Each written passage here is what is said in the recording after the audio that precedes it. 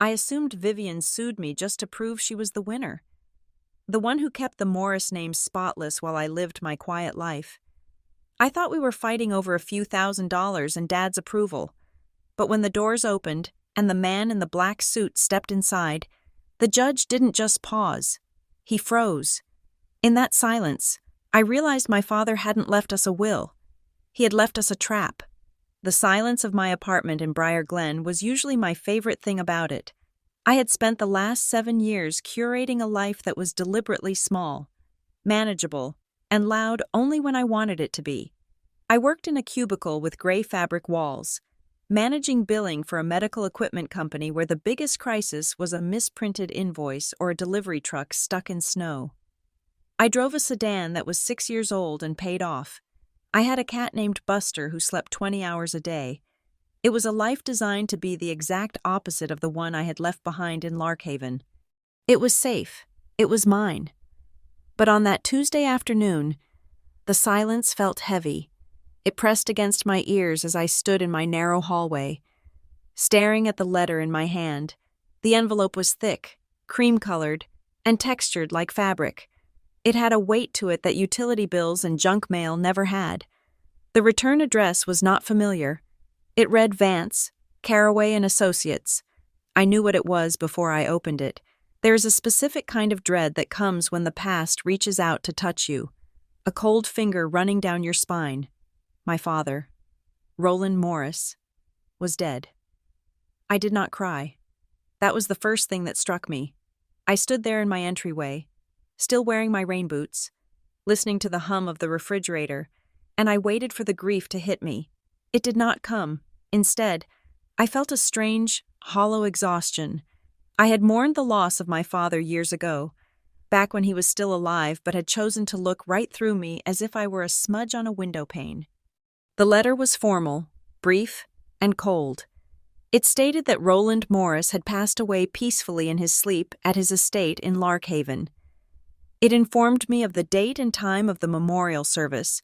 It did not mention my sister. It did not mention love. It was a transactional document, closing out the account of a human life. I took the next day off work. My manager, Linda, was kind about it. She told me to take all the time I needed. I told her I would only need a day. I did not explain that I was not going home to bury a beloved parent, but rather to make an appearance at a social event where I would be the least welcome guest. Larkhaven was only 2 hours away by car, but it felt like driving into a different atmosphere. The air there always seemed thinner, sharper. The houses grew larger the closer I got to the hills, the driveways longer, the gates higher. I pulled up to the stone chapel where the service was being held, and my stomach twisted.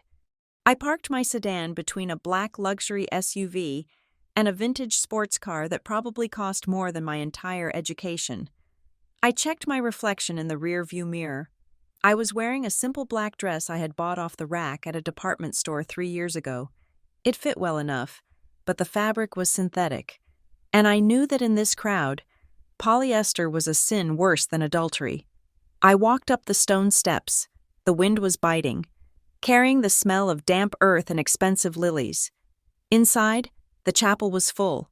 The pews were packed with men in charcoal suits and women who looked like they had stopped aging at 45. I recognized some of the faces, business partners of my father, local politicians, people who sat on boards for the museum and the symphony. They were the people who ran the world, or at least this corner of it. I slipped into a pew near the back. I did not want to be seen. I wanted to pay my respects to the memory of the man who had raised me, or at least the version of him that existed before the money consumed everything. And then I wanted to leave, but anonymity is difficult when you are the estranged daughter. I saw heads turn. I saw the whispers start. They moved through the room like a breeze rustling dry leaves. I kept my eyes forward, focusing on the massive floral arrangement at the front of the room. It was tasteful, white roses and hydrangeas, devoid of color. It felt right. My father had never liked bright colors. He found them chaotic. After the service, people milled about in the reception hall. I stood near a pillar, holding a cup of lukewarm coffee I did not want. waiting for a polite interval to pass so I could leave. Haley, the voice was soft, but it carried a weight of judgment that made my shoulders tense. A woman with silver hair and a pearl necklace stood before me, Mrs. Gable. She had been a neighbor when I was a child. She had once given me cookies when I scraped my knee. Now, she looked at me with a mixture of pity and curiosity. "I didn't think you would come," she said. "He was my father," I said. She nodded slowly, her eyes scanning my dress, my hair, my lack of jewelry. "Of course, it is just, well, we haven't seen you in so long, and Vivian has been under such strain. She has handled everything, the doctors, the estate, the arrangements. She has been a saint." The subtext was clear. Vivian stayed. You left. Vivian is the daughter. You are the defector. "Vivian is very capable," I said. "She is..." Mrs. Gable agreed. She leaned in closer, dropping her voice to a conspiratorial whisper. "It is a shame about the end. Though, he was so confused. The medication, I suppose. He kept asking for people who weren't there." I felt a sharp pang in my chest. "Did he ask for me?" Mrs. Gable blinked, looking uncomfortable. "Oh, I wouldn't know. Dear, I wasn't in the room. Excuse me, I see the pastor." She drifted away, leaving me feeling colder than before. I turned to find a trash can for my coffee, and that was when the room seemed to tilt. Vivian had arrived. She did not just walk into a room, she organized it around her. She was 3 years older than me, but she had always seemed a decade more mature. She was wearing a black dress that looked like it had been tailored to her body by someone who understood geometry better than I understood breathing. Her hair was pulled back in a severe, elegant chignon. She looked grief-stricken in a way that was beautiful, composed, and utterly perfect. She was surrounded by a wall of people offering condolences. She nodded. She held hands. She dabbed her eyes with a handkerchief that was probably silk. I watched her, feeling the old familiar sensation of being the rough draft to her final masterpiece. I decided to leave. I had done my duty. I had shown my face. I turned toward the exit. "Haley." Her voice cut through the low murmur of the crowd like a knife through water. It wasn't loud, but it stopped me dead. I turned back. Vivian had disengaged from her admirers and was walking toward me. The crowd parted for her. She stopped 2 feet away. She smelled of expensive perfume and cold rain. "Hello, Vivian," I said. "I am sorry for your loss." "Our loss," she corrected, though the word sounded foreign in her mouth. She looked me up and down, her gaze lingering on my shoes, which were sensible and scuffed at the toe. "I am surprised you could get time off. Do you still work at that warehouse?" "It is a medical supply company," I said, "and I manage the billing department." "Right," she said. "Billing." She stepped closer, invading my personal space. Her voice dropped so low that only I could hear it. The mask of the grieving daughter slipped for just a second, revealing the steel underneath. "Look," she said, "I am going to save us both a lot of time and unpleasantness. Do not embarrass yourself by pretending you are entitled to anything here. Daddy made his choices years ago. You made yours when you walked out." "I am here for the funeral, Vivian," I said, keeping my voice steady. "Not for a handout." "Good," she said, "because there isn't one. Everything is tied up. Everything is accounted for. If you think you can swoop in at the 11th hour and play the weeping daughter for a check, you are going to be very disappointed." "I don't want his money," I said, and I meant it. I just wanted to say goodbye. Vivian searched my face, looking for the lie. When she didn't find it, she looked almost bored. "Goodbye, then," she said. She turned on her heel and walked back to the people who mattered. I left the chapel and drove home in silence. I thought that was the end of it. I thought I had closed the book. 2 days later, I received another letter. This one was from a law firm I did recognize, one of the smaller, older firms in Larkhaven that my father had used for minor matters. It was an invitation to a meeting regarding the disposition of personal effects. I almost didn't go, but curiosity is a dangerous thing. The office was dusty and smelled of old paper and lemon polish. The lawyer, Mr.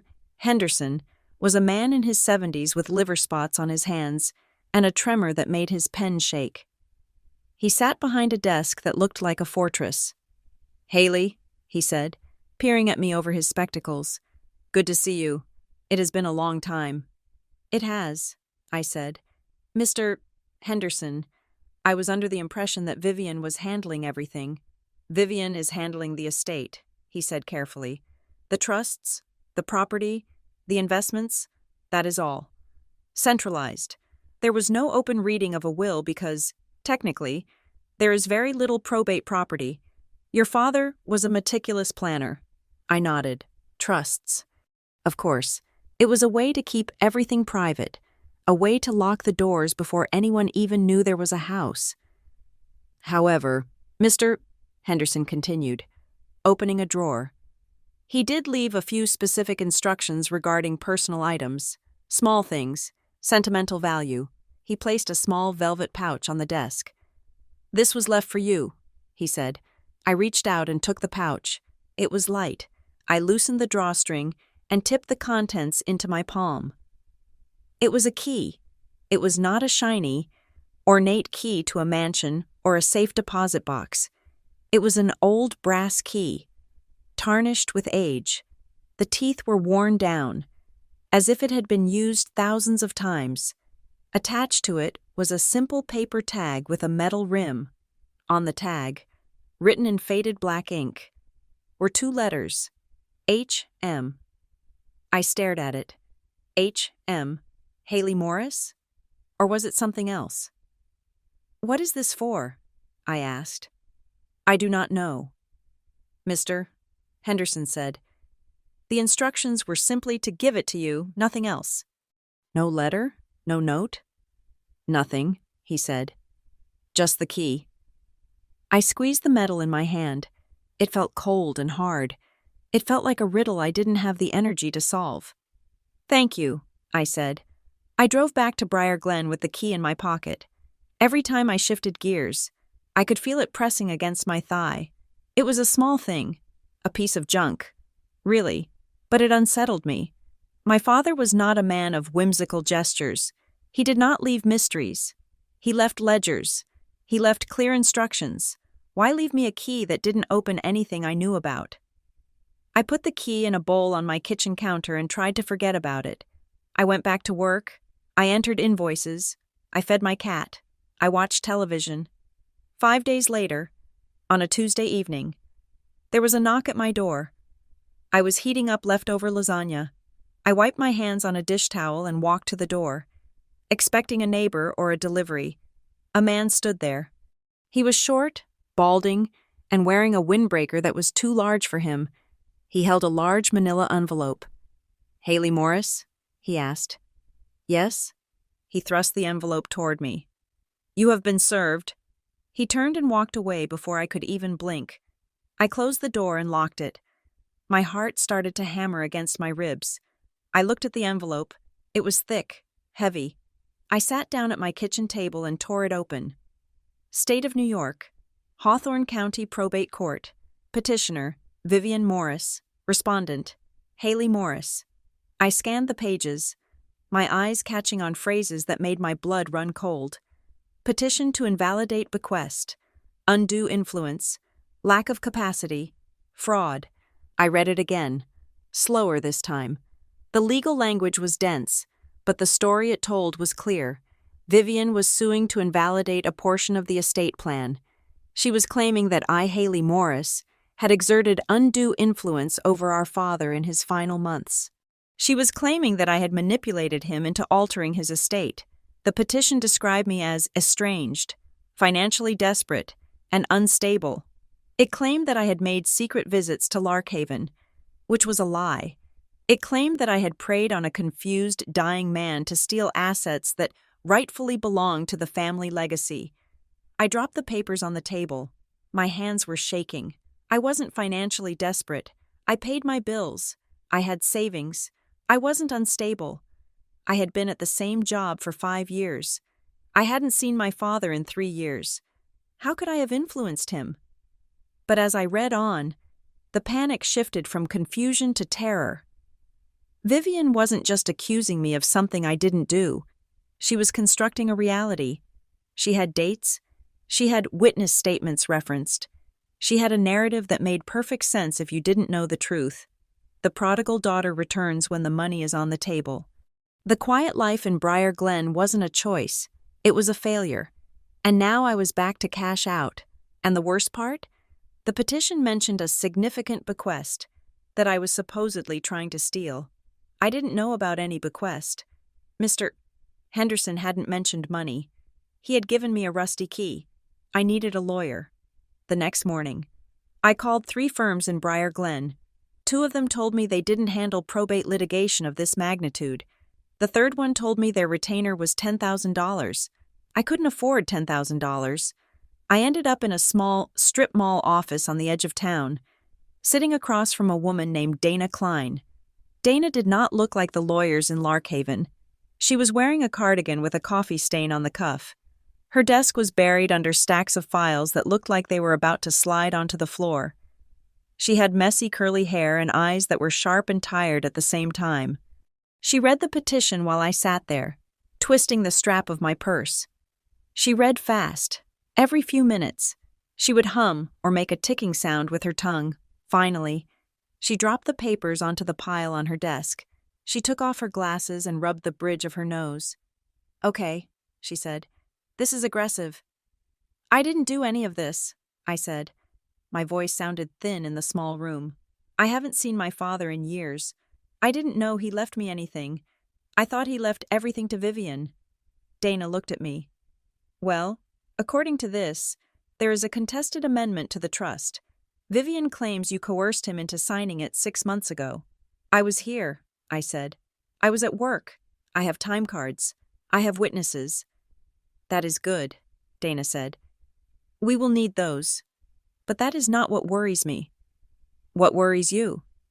"The timeline," Dana said. She tapped the papers. "Your father died 9 days ago. This petition was filed yesterday. And look here. She is asking for an emergency hearing to freeze the assets and seal the trust documents. She is moving at light speed." "Why?" "Usually?" Dana leaned back in her chair.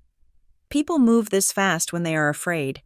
If she waited for the normal probate process, you would eventually get a copy of the trust amendment. You would see what you inherited. By filing this now, she stops that. She gets a judge to put a hold on everything before you even know what the fight is about." "She is trying to blindfold me," I said. "She is trying to bury you," Dana corrected. "She paints you as a villain right out of the gate, financially desperate. Manipulator.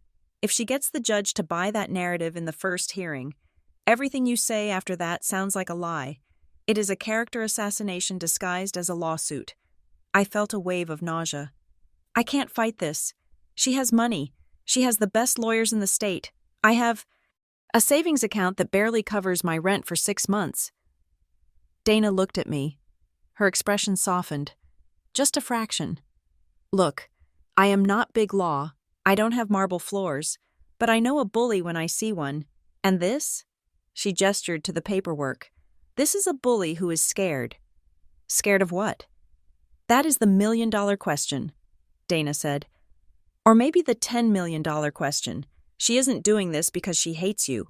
Rich people don't spend this kind of money on legal fees just for spite. They do it to protect the hoard. There is something in that inheritance she does not want you to have. And it isn't just money." "How do you know?" "Because if it was just money, she would try to buy you off first," Dana said. "She would offer you a settlement. She went straight to the nuclear option. She wants to invalidate your claim completely. She wants to erase you from the estate." I thought about the key, the worn brass key sitting in the bowl on my counter. "I have a key," I said. Dana paused. "What?" "My father left me a key," I said. "His lawyer gave it to me. No note, just a key with H.M. on the tag." Dana sat up straighter. "Does Vivian know about the key?" I don't think so. It wasn't in the will. It was a personal effect. Dana stared at me for a long moment. Keep that key safe, she said. Don't tell anyone about it. Not your sister, not her lawyers, no one. Why? Because, Dana said, her voice grim. If she is suing you to stop you from seeing a document, imagine what she would do if she knew you had a key to whatever that opens. I left Dana's office an hour later. I had written her a check for $2,000, a huge chunk of my savings, as a retainer. It was barely enough to cover her time for the first hearing, but she said she would work with me on a payment plan. I drove home as the sun was setting. The sky was a bruised purple, casting long shadows across the road. When I got into my apartment, I didn't turn on the lights. I walked straight to the kitchen. The key was there, sitting in the bowl next to my spare change and a stray paperclip. I picked it up. It was so small, so ordinary. I thought about Vivian. I thought about her perfect dress, her perfect hair, her perfect cruelty. Don't embarrass yourself. She thought I was weak. She thought I was the little sister who ran away because she couldn't hack it in the big, sharp world of the Morris family. She thought she could crush me with a stack of legal papers and a few lies. But Dana was right. Vivian was moving too fast. She was frantic. I rolled the key between my fingers. The metal warmed against my skin. My father hadn't left me money. He hadn't left me a house. He had left me a puzzle. And for the first time since I opened that cream-colored envelope, I didn't feel just fear. I felt a spark of something else. Anger. Vivian wanted a fight? She was going to get one. I didn't know what I was walking into. I didn't know what this key opened or what secrets were buried in the trusts. But I knew one thing. My sister was terrified that I would find out. And that meant I had to find out. I squeezed the key in my fist until the edges dug into my palm, sharp and real. Okay, Dad, I whispered to the empty room. What did you do? The Hawthorne County Courthouse was a building designed to make you feel small. It was all limestone and echoing hallways, smelling of floor wax and old anxiety. I walked beside Dana Klein, my shoes clicking against the marble, and tried to ignore the fact that my hands were trembling. Dana looked determined. She had swapped her coffee-stained cardigan for a navy blazer that was slightly too large in the shoulders, and she carried a battered leather briefcase that looked like it had survived a war. Keep your face neutral, she told me as we approached the double doors of courtroom 4. Whatever they say, do not react. If they call you a saint, you look bored. If they call you a devil, you look bored. Do you understand? I understand, I said. We pushed through the doors. The air inside was stagnant. At the plaintiff's table, the team from Caraway and Fitch had already assembled.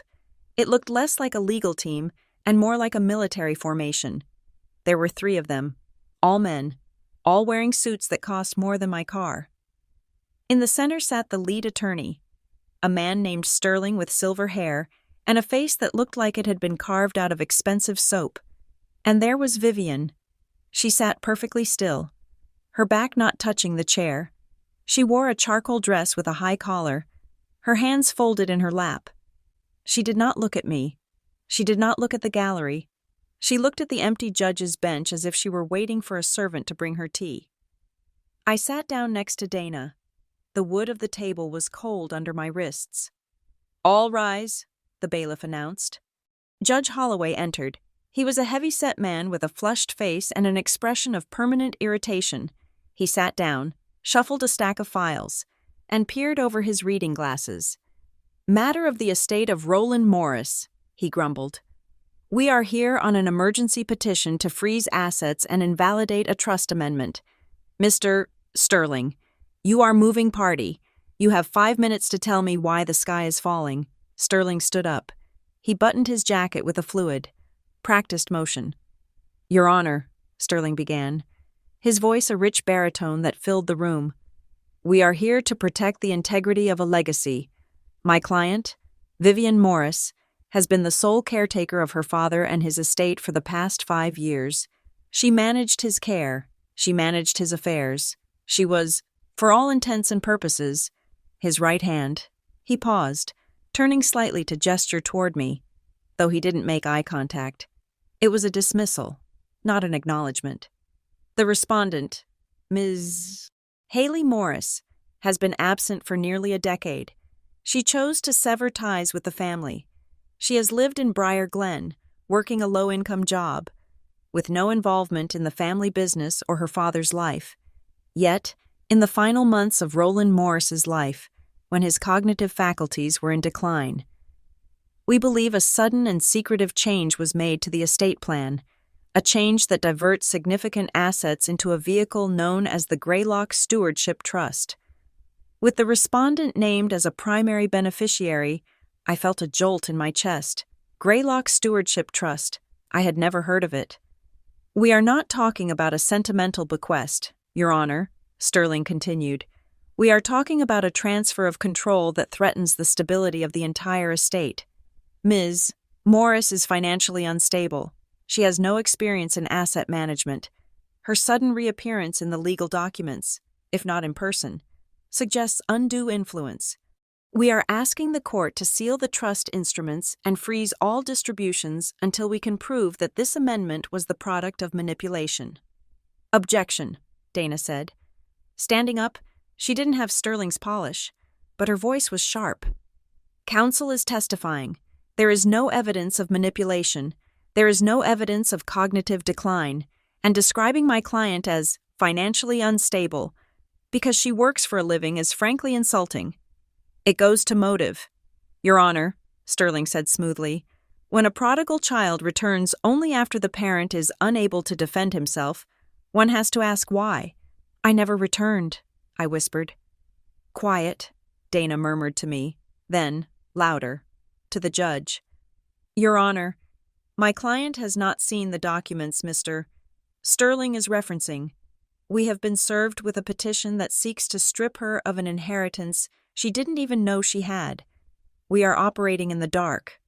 We request immediate disclosure of the full estate plan, including the formation documents for this Greylock Stewardship Trust. We object to full disclosure at this stage, Sterling said, cutting her off. The Greylock Trust contains sensitive proprietary information regarding the family's business holdings. Handing those documents over to someone with no clearance and a demonstrated lack of discretion would be damaging. She is fishing, Your Honor. She wants to see what the estate is worth, so she can calculate her settlement demand. I felt the blood rush to my face. It was humiliating. They were talking about me like I was a vulture circling a carcass. I looked at Vivian. She was staring straight ahead, her face a mask of tragic dignity. She looked like the victim. I looked like the intruder. Judge Holloway sighed, rubbing his temples. Mr. Sterling, you can't sue someone for stealing a cookie and then refuse to show them the cookie jar. If she is a named beneficiary in this trust, she has a right to see it. She is a beneficiary of the amendment, Sterling corrected. An amendment, we argue, is fraudulent. Until the validity of that document is determined, she has no rights to the underlying proprietary data. It is a catch-22, Dana argued. We can't prove the amendment is valid if we can't see the context. We need the accounting. We need to see the history of the assets. The judge looked back and forth between them. He looked annoyed, but not suspicious. To him, this was just another rich family fighting over the scraps. I am going to grant the temporary freeze, the judge said. My stomach dropped. However, he continued, pointing a finger at Sterling, I am not sealing the existence of the trust. You will provide the respondent with a redacted copy of the trust instrument and the amendment within 48 hours. If you redact anything other than Social Security numbers and bank account routing numbers, I will sanction you. Do we understand each other? Understood. Your Honor, Sterling said, looking unfazed. We will reconvene in 2 weeks for an evidentiary hearing, the judge said, and try to behave like adults. Dismissed. The gavel banged. It sounded like a gunshot in the quiet room. Vivian stood up immediately. Her team surrounded her, shielding her from the rest of the room. She swept past our table without a glance, but as she passed, I saw her hand. She was gripping her clutch so tightly that her knuckles were white. We survived, Dana said, packing her briefcase. The freeze isn't great, but it is standard. At least we get to see the documents. They hate me, I said, my voice shaking. Did you hear what he said? Financially unstable. Prodigal child. It is a script, Haley, Dana said. Sterling writes that same speech for every probate case. Don't take it personally. It felt personal, I said. We walked out to the parking lot. The sun was too bright, glaring off the windshields of the cars. I felt exposed. I wanted to crawl back into my cubicle in Briar Glen and hide. I reached into my purse to get my keys and pulled out my phone. There was a notification on the screen, a text message from a blocked number. I stopped walking. Don't sign anything. Ask for the accounting from 2019. I stared at the words. 2019. That was 7 years ago, the year I left. Dana, I said, look at this. I held the phone out to her.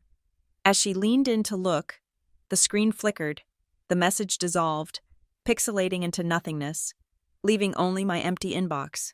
What? Dana asked. I missed it. It was a text, I said, from a blocked number. It said, ask for the accounting from 2019. Dana frowned. And it disappeared? Yes, just now. Are you sure you didn't imagine it? Stress can do weird things. I didn't imagine it, I snapped. It was there. Don't sign anything. Ask for the accounting from 2019. Dana looked at me, and her expression shifted from skepticism to concern. She looked around the parking lot, scanning the rows of cars. 2019, she muttered. Why 2019? Your father didn't get sick until 2024. I don't know, I said. But someone knows we were in court today. Someone knows what is happening. Okay, Dana said. That changes things. If someone is reaching out, it means there are cracks in the wall. I am going to request that accounting. I will bury it in a discovery motion so Sterling doesn't think we are looking for it specifically. She put a hand on my shoulder. Go home. Lock your door. Don't talk to anyone. This just got complicated. I drove back to Briar Glen, but I didn't go home. I couldn't. The adrenaline was pumping through my veins, making it impossible to sit still. I found myself driving toward the industrial park on the south side of Larkhaven. Where my father's company used to be headquartered, I hadn't been there in years. When I arrived, the building looked the same, a sleek, glass monolith reflecting the gray sky. But the sign out front had changed. It didn't say Morris Industries anymore. It said North Pine Consolidated. I pulled into the visitor lot and walked into the lobby. The security guard was new. A young man focused on his phone. Excuse me, I said. He looked up. Help you? Is this? I am looking for Roland Morris's office. This used to be his building. The guard frowned. Morris? I don't know a Morris. This is North Pine. We are a logistics holding firm. How long has it been, North Pine? Since I started, he said. 3, maybe 4 years? Who runs it? Board of directors, he said. Board. Look, miss, do you have an appointment? No, I said. I don't. I walked back to my car. North Pine Consolidated. My father had never mentioned a company by that name. He was proud of the Morris name. He plastered it on everything. Why would he erase it from his own headquarters? My phone buzzed. It was Dana. I found something. The text read, "Come to my office, now." I drove to Dana's office, my tires screeching slightly as I took the turns too fast. When I got there, Dana was sitting on the floor, surrounded by boxes. Where did you get these? I asked. Sterling's junior associate messed up, Dana said, a grim smile on her face. They sent over a box of non-privileged personal correspondence to show that your father was, quote, distraught over your absence. It is mostly Christmas cards and junk mail. But I found this. She held up a slip of paper. It was a receipt. The thermal paper was curled and fading. It is a receipt for a storage unit, Dana said. Paid in cash. Renewed annually. The last payment was made 3 months ago. I took the receipt. Safekeep storage, Unit 404. Look at the date, Dana said. He rented it 7 years ago, the same week you left home. I looked closer at the receipt. At the bottom, there was a customer reference code, HM-KEY-01. My breath hitched. The key, I said. The key, Dana agreed. Hey, it fits. Where is this place? About 20 minutes from here, Dana said. It closes at 8. It is 6:30 now. I am going, I said.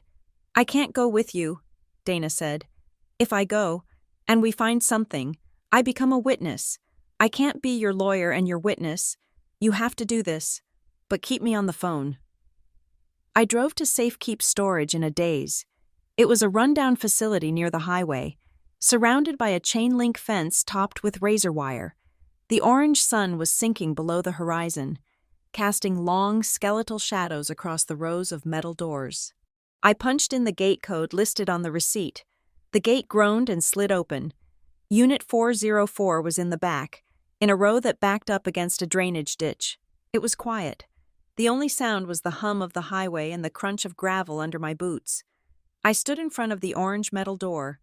The number 404 was peeling. I reached into my pocket and pulled out the key.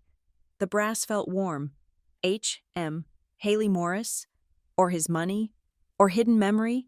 I slid the key into the padlock. It was stiff. I wiggled it, holding my breath. Click. The lock popped open.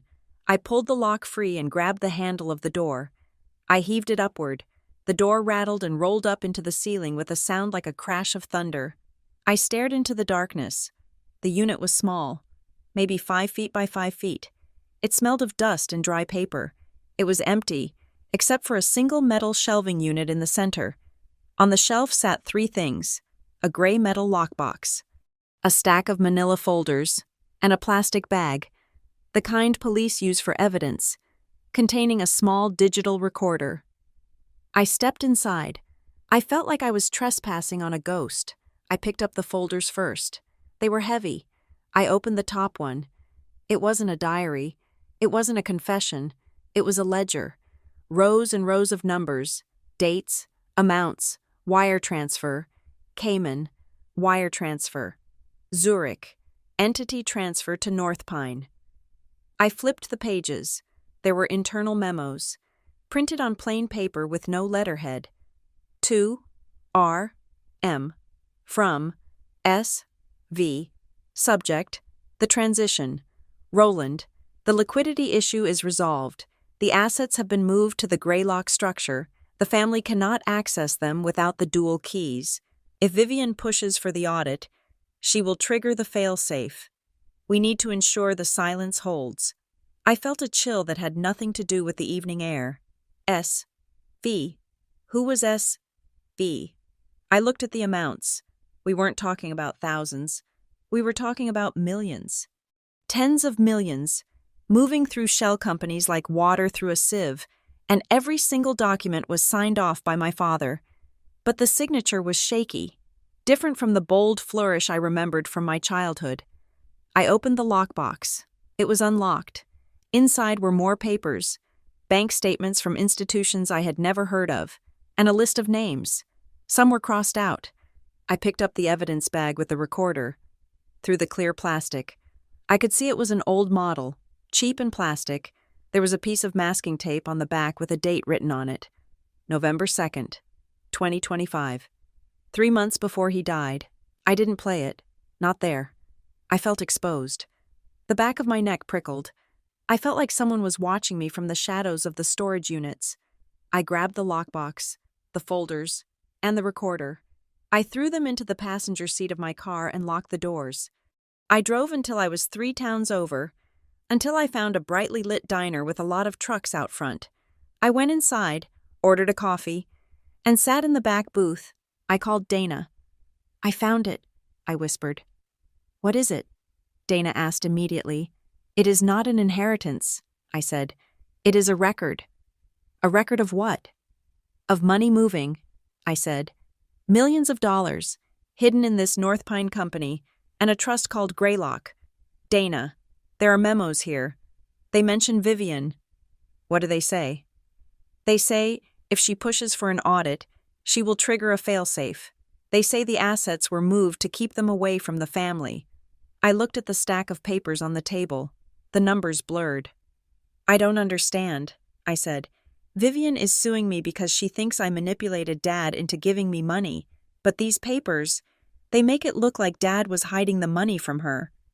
Or, Dana said slowly, Vivian knows the money is missing. She thinks you have it. She thinks you are the one who helped him hide it. But I didn't. She doesn't know that, Dana said. Or maybe she does, and she doesn't care. Haley, listen to me. If those papers show illegal transfers, or tax evasion, or money laundering, then the estate isn't just worth money, I finished. It is a crime scene. I touched the plastic bag containing the recorder. Vivian isn't suing me because she thinks I took something, I said. The realization hitting me like a physical blow. She is suing me to stop me from looking. She wanted to invalidate the trust and seal the records before I could find this unit.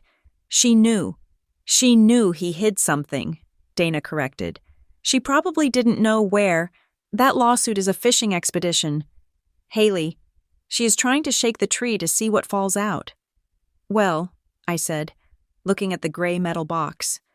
She shook it, and now I have the evidence. Bring it to me, Dana said.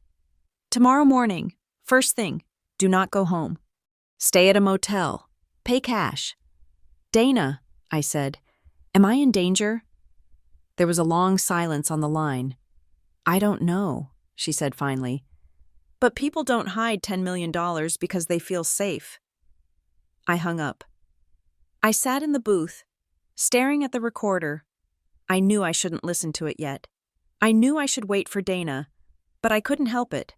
I tore open the plastic bag. I pressed the play button. There was a hiss of static. Then, a voice. My father's voice. But it sounded old, tired. It sounded like a man who had run out of road.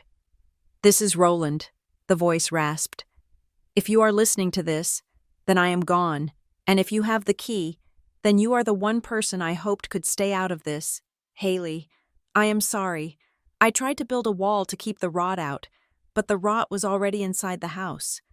The recording clicked off. I sat there, the plastic cool against my palm. The rot was already inside the house. He meant Vivian. I paid for my coffee and walked back to my car. The wind had picked up, howling through the parking lot. I felt a strange calm settling over me. Vivian had spent the morning trying to make me feel like a beggar, like an outsider. She thought she was the queen of the castle, defending the walls against the barbarian at the gate. She was wrong. I wasn't the barbarian. I was the witness. I started the car. The engine rumbled to life. I wasn't going to hide in Briar Glen anymore. I wasn't going to apologize for existing. My sister wanted a war? She had just handed me the ammunition. I pulled out of the lot, the headlights cutting a path through the darkness. For the first time in years, I didn't feel like the little sister. I felt like the one holding the keys, and I was going to unlock every single door she had tried to seal shut. The fluorescent lights in Dana Klein's office hummed with a sound that felt like a trapped insect. It was 8 a.m, and the world outside was gray and wet with rain. But inside, the air was thick with the dust of old paper and the sharp scent of anxiety. I sat in the guest chair, watching Dana read. She had been reading for 40 minutes without speaking. She would pick up a document from the stack I had retrieved from the storage unit, scan it, place it in a new pile, and then pick up the next one. Her movements were precise, almost mechanical, but I noticed that she had closed the blinds. She had also unplugged the landline phone on her desk and put her cell phone in a drawer. Finally, she stopped. She took off her reading glasses and rubbed her eyes. She looked at me, and for the first time since I had met her, she didn't look like a scrappy strip mall lawyer. She looked afraid. Haley, she said. Her voice was low. Do not take pictures of these. Do not email copies to yourself. Do not discuss what is in these folders on the phone. Not even with me. Why? I asked. Is it illegal? The documents themselves aren't illegal, Dana said. They are ledgers, bank statements, internal memos.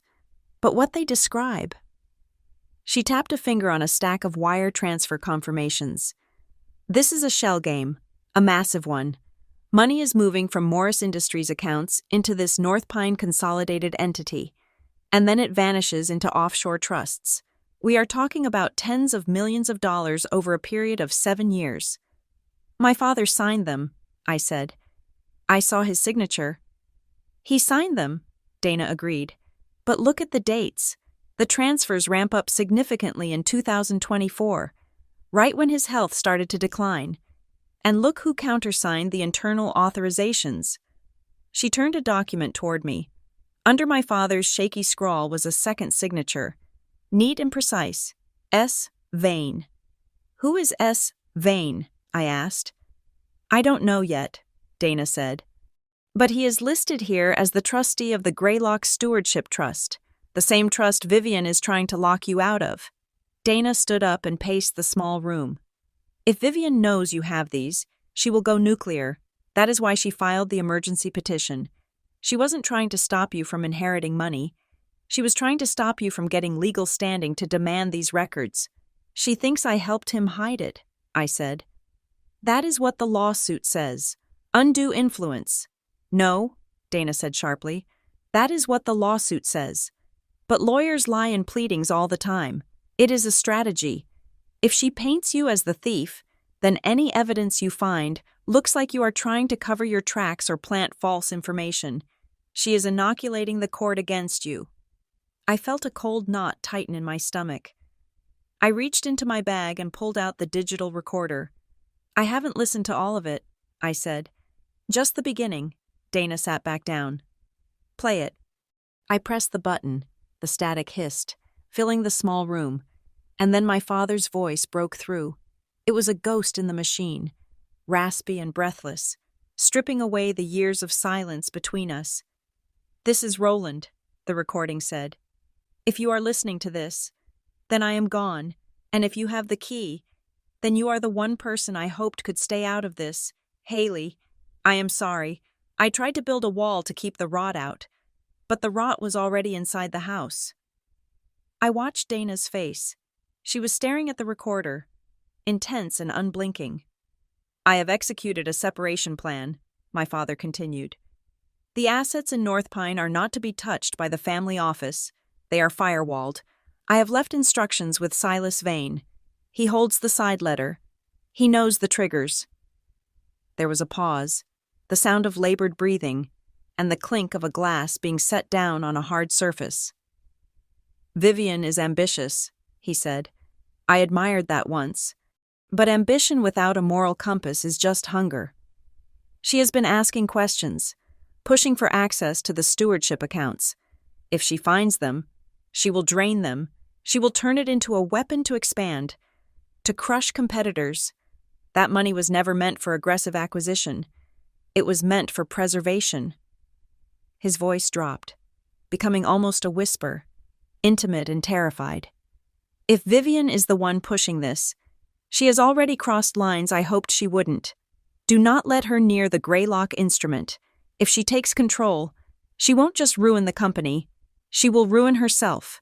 The recording clicked off. The silence in the office was deafening. Silas Vane, Dana whispered. That is our guy. He has a side letter. What is a side letter? I asked. It is a private document that gives instructions to a trustee that aren't in the official trust deed, Dana said. It is a way to control things from the grave without putting it in the public record. He was hiding the money from her, I said. He wasn't protecting the estate from me. He was protecting it from Vivian. And she knows it, Dana said. That is why she is panicked. She knows the money is there, but she can't get to it because of this Silas Vane character. So she is suing you to invalidate the trust amendment that might give you power. She thinks I am the key, I said. Literally? You are, Dana said. You have the physical key to the storage unit, and now you have the evidence. Just then, there was a knock on the office door. Dana jumped. I flinched. It is the courier, Dana's receptionist called out.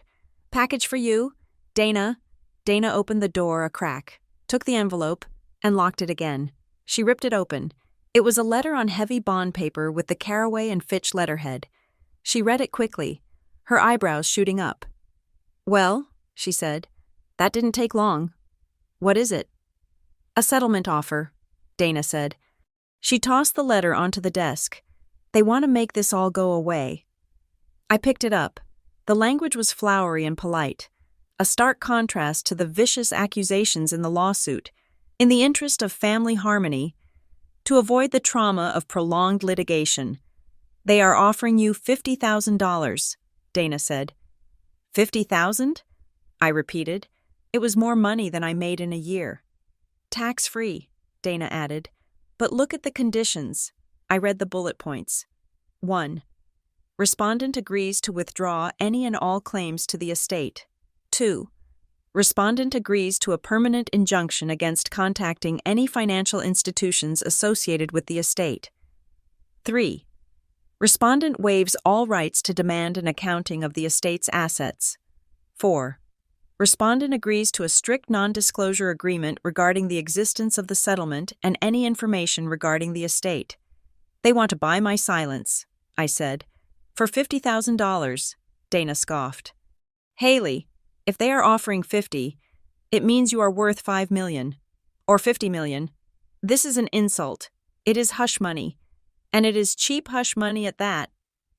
I looked at the number. $50,000. I could pay off my car. I could fix the leak in my apartment roof. I could put money in my savings account. I could walk away. I could go back to being Haley Morris, the billing manager, the woman with the quiet life. I wouldn't have to sit in a courtroom while Sterling called me a failure. I wouldn't have to see the look of disdain on Vivian's face. Maybe I should take it, I said. Dana looked at me sharply. What? I am tired, Dana, I said. I am scared. I have been dragged into this fight I didn't ask for. I didn't ask for the key. I didn't ask for the recording. If I sign this, it is over. I can go home. If you sign this, Dana said, leaning across the desk, you are admitting they are right. You are letting them seal the record. You are letting Vivian rewrite history. She will tell everyone you settled because you were guilty, because you were a fraud who tried to grab cash and got caught. I don't care what they think, I lied. You do, Dana said, and more importantly, you are trading away the only leverage you have, your right to ask questions. Once you sign that waiver, you can never ask where the money went. You can never ask what Silas Vane knows. You are giving Vivian the keys to the kingdom. I don't want the kingdom, I said. It is not about wanting it, Dana said. It is about the truth. Your father left you that key for a reason. He didn't leave it to you so you could sell it for 50 grand. I stood up. I felt suffocated. I need to think about it. You have 24 hours, Dana said. The offer expires tomorrow at noon. That is another pressure tactic. Don't let them rattle you. I walked out of her office into the rain.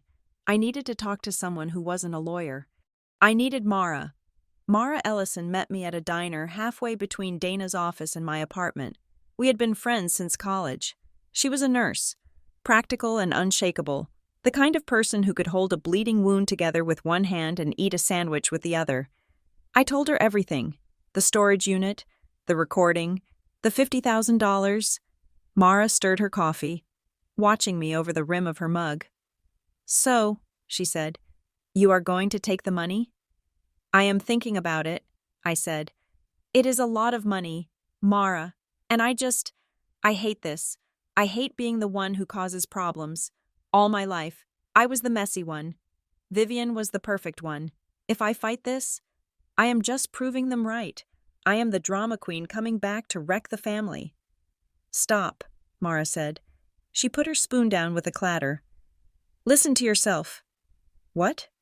You are doing it again, she said. You are trying to be reasonable with people who are trying to destroy you. You are worried about being polite to a sister who just sued you for fraud. I am not trying to be polite, I said defensively. I am trying to be realistic. They have a team of sharks. I have a strip mall lawyer and a cat. You have the truth, Mara said. And $50,000? Haley, that is not a settlement. That is a tip. That is Vivian throwing quarters at you to make you go away because she is terrified."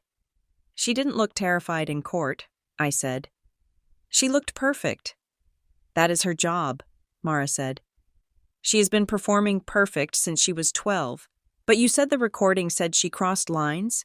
That your dad was hiding money from her?" "Yes." "Then she is the villain in this story. Haley, not you.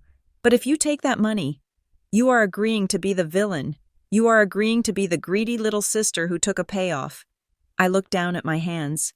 "I just don't want to be the mistake anymore. I spent 7 years building a life where I wasn't the mistake." "You are not the mistake," Mara said firmly. "You are the threat. That is a very different thing. And right now, you are the only person who can stop whatever she is doing." She reached across the table and squeezed my hand. "Don't sign it," she said.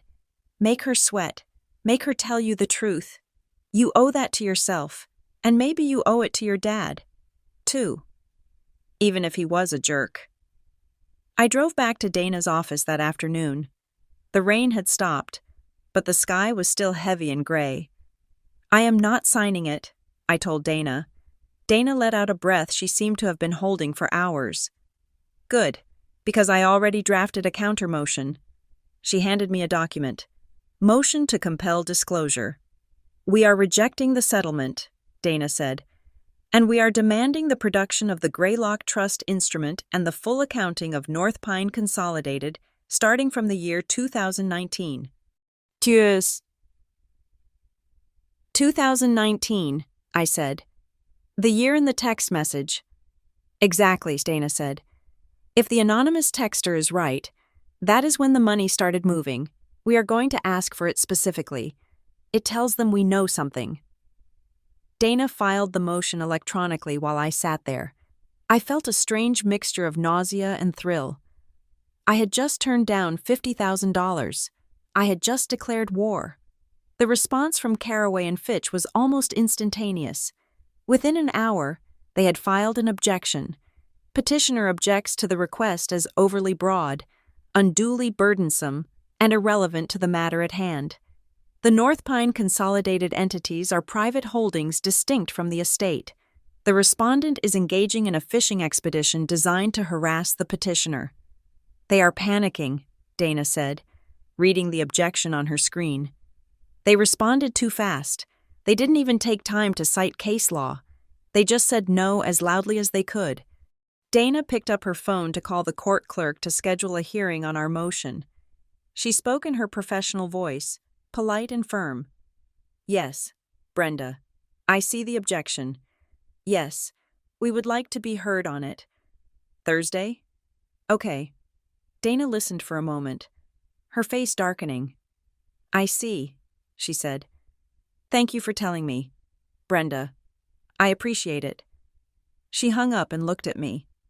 "What?" I asked. "That was the clerk," Dana said. "She said someone from Carraway's office has been calling Chambers all afternoon, not the attorneys, someone else, asking about hearing dates, asking which judge is on rotation for emergency motions. She said it felt pushy, like they were trying to shop for a different judge. Can they do that?" "Not legally," Dana said, "but in a town like Larkhaven, influence is a currency. They are trying to find a way around Judge Holloway because he didn't seal the trust." I shivered. "They are really scared." "Yes," Dana said. "And dangerous people are most dangerous when they are scared." I left Dana's office late that evening. The streetlights were on, casting long orange pools on the wet pavement. I walked to my car, checking over my shoulder. I felt watched. It was a paranoid feeling, the kind that makes the hair on your arms stand up. I got into my car and locked the doors immediately. I checked my phone. There was a notification. Another text from a blocked number.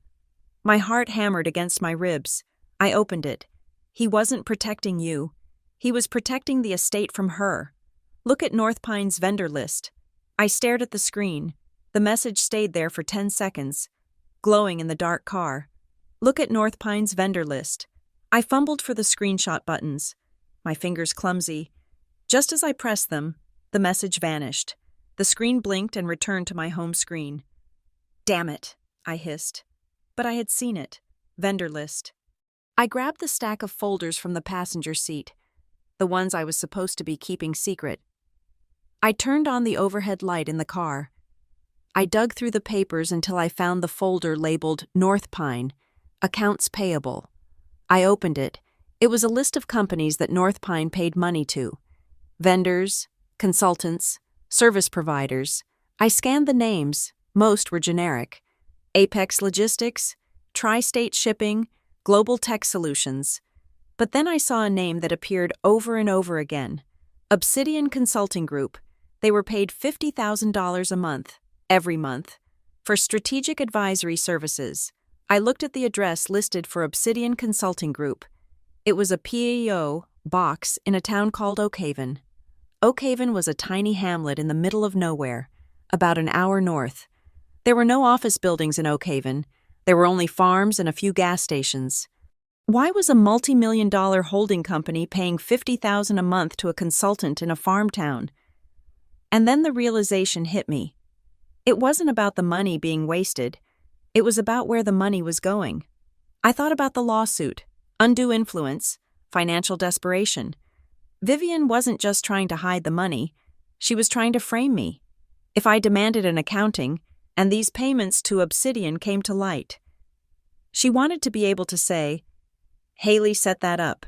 Haley is the one stealing.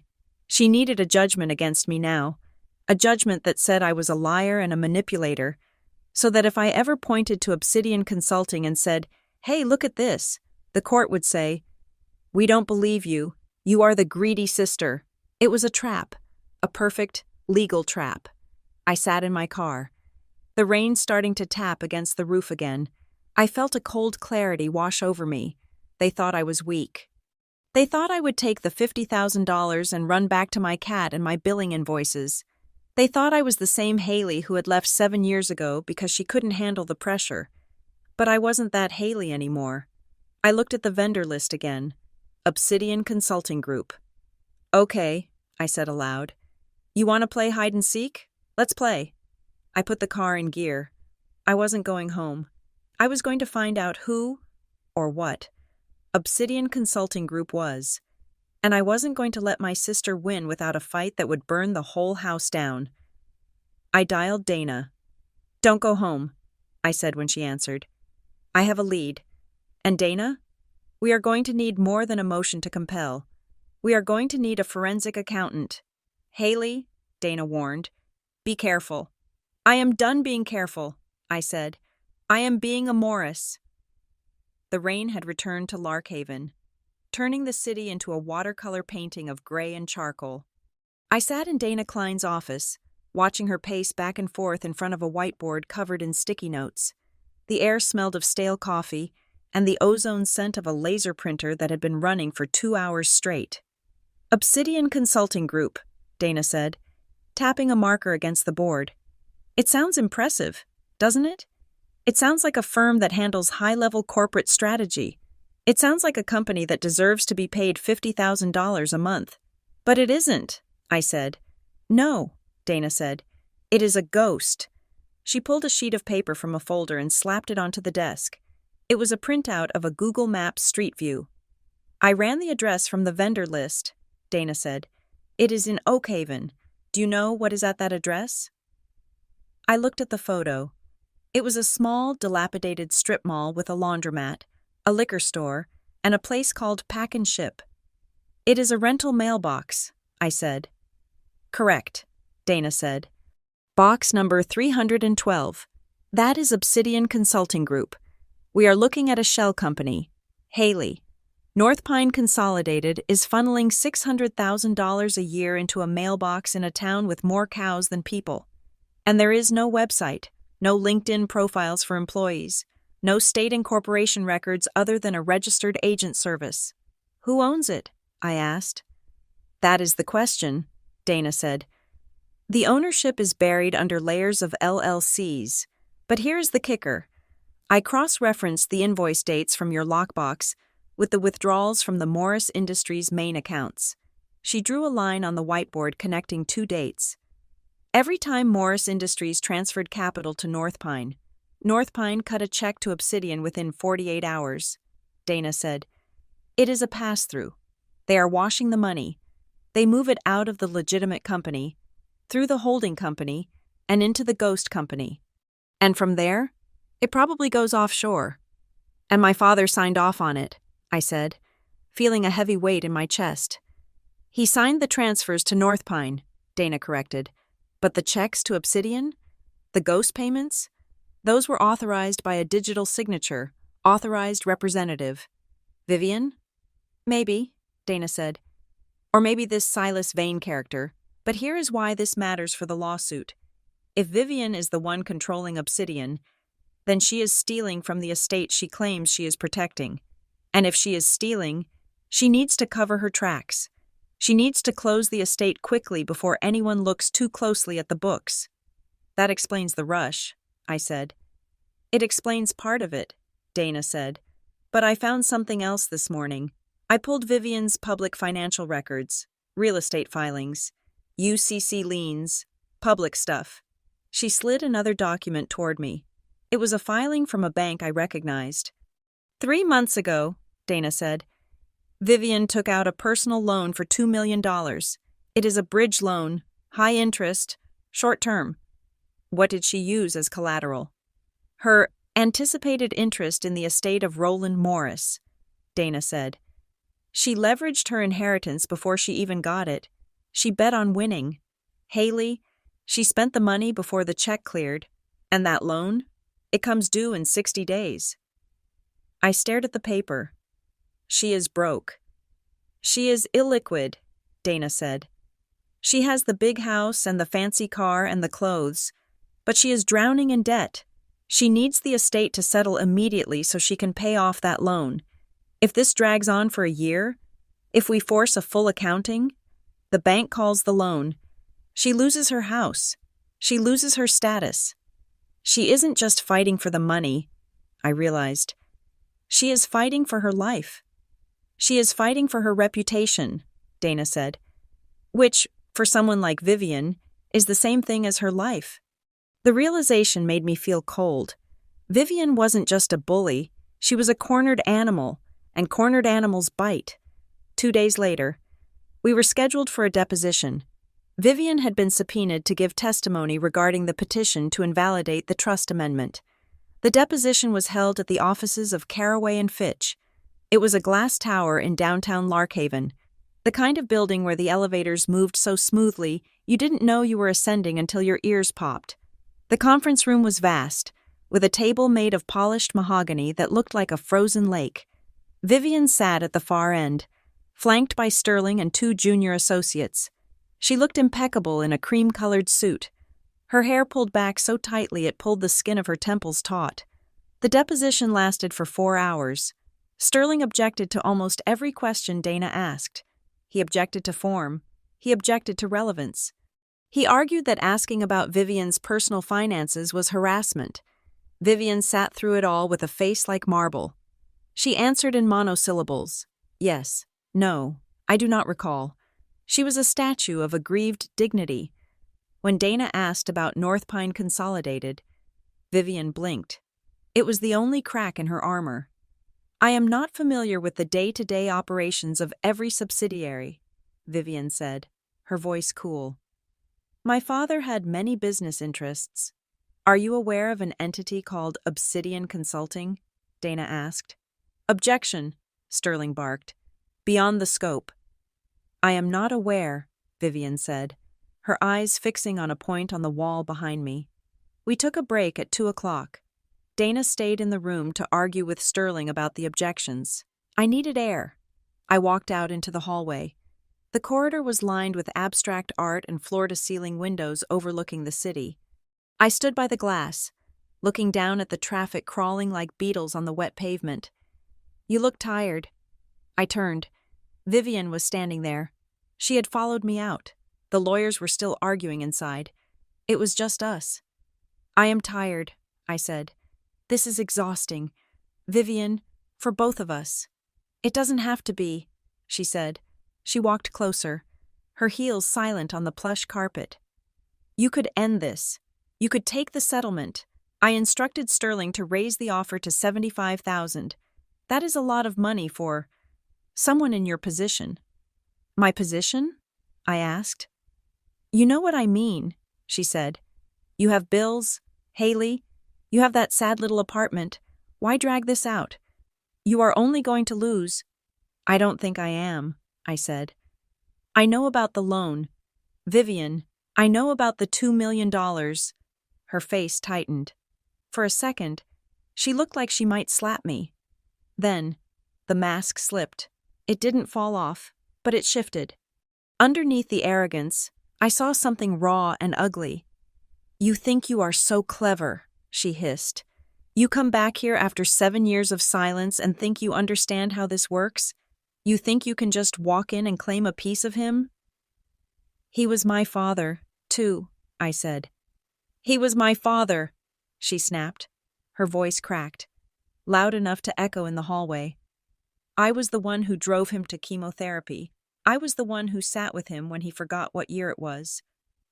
I was the one who cleaned up the mess when he broke things in a rage. Where were you? You were playing pretend in Briar Glen. I offered to come, I said, my voice shaking. I called. You told me he didn't want to see me. He didn't, Vivian insisted. He needed stability. He needed loyalty.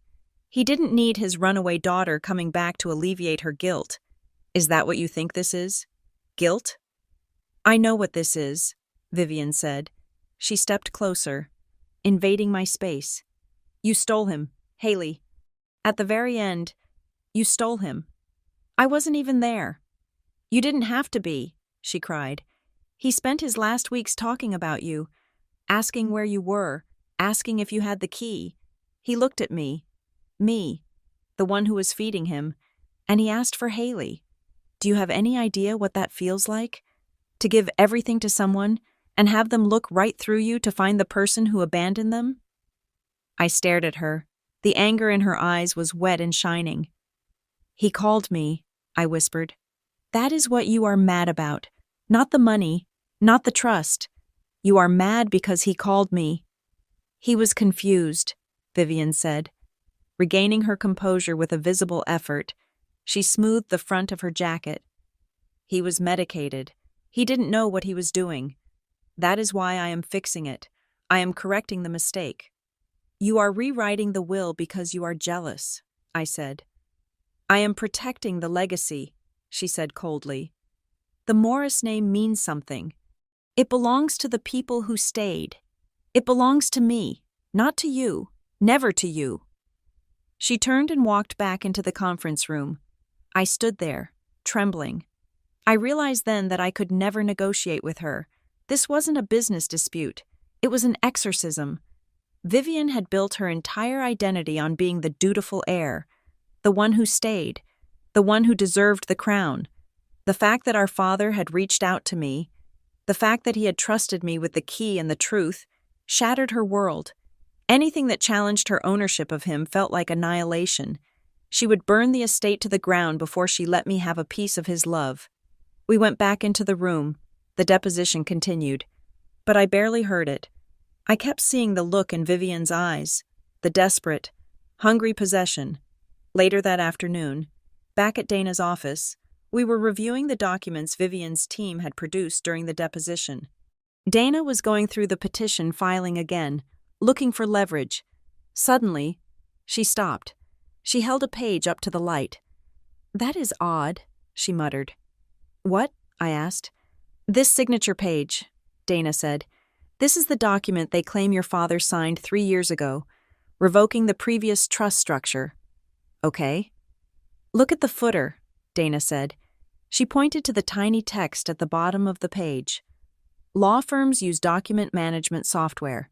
It automatically stamps the file path and the version number at the bottom of every draft. See this?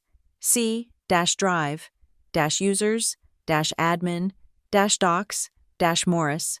I see it. Now look at the font, Dana said. The body of the document is in Times New Roman. 12-point, standard. But the footer? That is Arial. 10-point. So? Caraway and Fitch didn't switch to a cloud-based system until 2025, Dana said. I know because my friend works there and complained about the migration. But this document is dated 2023. In 2023, their system used a different file path format, and it always defaulted to Times New Roman for footers. I looked at the page. It looked like a normal legal document to me. You think it is fake? I asked. I think this page was created recently, Dana said. I think they took a signature page from another document, maybe an old contract, and attached it to this new text. They generated the document now, but tried to make it look like it was from 3 years ago. But they messed up the metadata stamp. They forged it, I said. Or they altered it, Dana said. Either way, it is fraud on the court, and if I can prove it, Sterling gets disbarred and Vivian goes to jail. Can we prove it? We need the native file, Dana said. The electronic version, metadata doesn't lie. I am going to file a motion for forensic examination of their server. The next week, we were back in front of Judge Holloway. The courtroom felt colder this time. The judge looked exhausted. We are here to set a schedule for the final evidentiary hearing, Judge Holloway said. I have read the motions. I have read the objections. Frankly, I am tired of the paper shuffling. Your Honor, Dana said, standing up.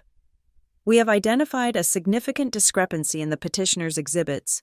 We believe the document labeled Exhibit C is a fabrication. We are requesting access to the native digital files. Sterling stood up, looking bored. Your Honor, this is ridiculous. It is a formatting glitch. We changed software providers. Ms. Klein is grasping at straws because she has no case. If it is just a glitch, you won't mind a forensic expert looking at it, Dana countered. The judge held up a hand. Enough. I am setting a final hearing date for 3 weeks from today, November 10th. Bring your experts. Bring your witnesses. If I find out that documents have been doctored, Mr. Sterling, you will be looking for a new career. If I find out this is a frivolous accusation, Ms. Klein, you will be paying the other side's legal fees. Understood, Your Honor, Dana said. Understood, Sterling said. I looked at Vivian's table. I expected them to look nervous. The judge had just threatened sanctions, but Sterling looked calm. He even smiled a little as he sat down. And Vivian? She looked relieved. Why were they relieved? We had just caught them in a potential lie. They should be scrambling. Instead, they looked like people who knew the game was rigged in their favor. The stress began to bleed into the rest of my life. I was sitting at my desk at the medical supply company, trying to process a stack of invoices for catheters and surgical tubing. The numbers were swimming on the screen. 300 units, net 30 terms. My phone kept buzzing in my purse. Dana asking for clarification on a date. Mara asking if I was eating. My landlord asking if I was renewing my lease. I typed 400 instead of 40 on an order form. I caught it just before I hit enter. Haley? I jumped. Linda, my manager, was standing at the entrance to my cubicle. She had a kind face, framed by sensible brown hair. Can I talk to you for a minute? She asked. I followed her into her office. She closed the door. You have been distracted lately, Linda said gently. You are missing emails. You were late twice this week. And yesterday, you sent the wrong billing code to the hospital in Trenton. I am sorry, I said, fighting the urge to cry. I fixed the code. I caught it. I know you did, Linda said. You are a good employee. Haley, but something is wrong. You look like you haven't slept in a month. I am dealing with some family issues, I said. Legal issues. I figured, she said. Look, take some time. You have accrued leave. Take 2 weeks. Clear your head. We can handle things here. But I can't have you making mistakes on the billing. It is a liability. You are suspending me? I am putting you on paid leave, Linda said. For your own good. Go home. Haley, sort it out. I walked out to the parking lot at 2 p.m, carrying a box with my mug and a few personal items. It felt like a walk of shame. I got into my car, my reliable, boring, sedan, and just sat there. I gripped the steering wheel until my knuckles turned white. Damn her, I whispered. Vivian had everything. She had the mansion. She had the legacy. She had the millions. And now? She was taking this. She was taking my job. She was taking my stability. She was reaching her manicured hand into my small, safe life in Briar Glen and crushing it just because she could. I screamed. It was a raw, ugly sound that tore at my throat. I slammed my hands against the steering wheel over and over again until my palms stung. I cried until I couldn't breathe. I felt stripped bare. My armor of normalcy was gone. I was just a frightened woman in a parking lot, fighting a war against a giant. But as the tears dried, the anger returned. It was a cold, hard thing in the pit of my stomach. She wanted to break me? Fine, let her try. I had nothing left to lose now. I started the car. I didn't go home. I drove to the storage unit. I needed to check on the lockbox. I needed to see the physical proof that I wasn't crazy. The sun was setting by the time I got to safekeep storage. The facility looked even more desolate in the twilight. I punched in my code and drove to Unit 404. I rolled up the door. The unit was exactly as I had left it, or so it seemed. I walked over to the metal shelf. The lockbox was there. The folders were there. But something was wrong. I had placed the lockbox squarely in the center of the shelf, aligned with the metal rivets. I was meticulous about things like that. It was part of my job. Now the lockbox was shifted about 2 inches to the right, and there was a small smudge in the dust on the shelf. Right next to it, a fingerprint? A glove mark? My heart started to pound. I opened the lockbox. The papers were inside. Nothing seemed to be missing. But the order was different. The bank statements were on top of the vendor list. I had left the vendor list on top. Someone had been here. Someone had opened the unit, gone through the box, and put it back. They hadn't taken anything. They just wanted to see what I had. I spun around, staring into the darkening aisle of storage units. I felt eyes on me. Was there a camera? Was there someone watching from a parked car? Vivian knew. Or someone working for her knew. They knew I had the records. They knew I had the leverage. Why didn't they take it? Because taking it would prove it existed. Leaving it there meant they were watching. It was a message. We can get to you anywhere. I grabbed the box. I wasn't leaving it there another second. I threw it in my car and sped out of the facility, watching my rearview mirror the whole way. I drove straight to Dana's apartment. I didn't want to go to the office. It felt unsafe. Dana opened the door in her sweatpants, looking surprised. Haley, what is it? They were in the unit, I said, breathless. Someone moved the box. They went through the papers. Dana pulled me inside and locked the door. Are you sure? Positive. The order was shuffled. The dust was disturbed. Okay, Dana said. Okay, calm down. You have the box? It is in the car. Bring it inside, now. We retrieved the box and sat at Dana's kitchen table. She looked pale. I got something too, she said. She walked to her counter and picked up a plain white envelope. There was no return address, no stamp. It had been hand-delivered to her office mail slot. Open it, she said. I opened the envelope. Inside was a single sheet of paper. It was a photocopy of a court docket index, but it wasn't from the Hawthorne County Probate Court. The header read, United States District Court, Southern District of New York. It was a federal case. The case name was redacted. The parties were redacted, but one name was visible in the related entities field, North Pine Consolidated, and the status of the case, sealed. It is a federal investigation, Dana whispered. Haley, this isn't just about a family trust. North Pine is involved in something that has the feds looking at it. A sealed indictment? I asked. Maybe, Dana said. Or a grand jury investigation. That is why Vivian is terrified. That is why they are rushing. If the probate court orders an accounting, it exposes North Pine. And if North Pine is exposed, the feds come knocking. Who sent this? I asked, looking at the grainy photocopy. I don't know, Dana said. Maybe the same person who sent you the text. Someone on the inside who is trying to warn us. Or scare us, I said. This doesn't scare me, Dana said, though her voice wavered slightly. It tells me we are right. We are sitting on a bomb. Haley, a federal bomb. I looked at the paper. United States District Court. The room felt very small. Vivian isn't just trying to hide money from me, I said. The realization settling over me like a shroud. She is trying to hide evidence from the government. She is using the probate court to seal the records before the FBI can get a warrant. And we are the only ones standing in her way, Dana said. I didn't sleep that night.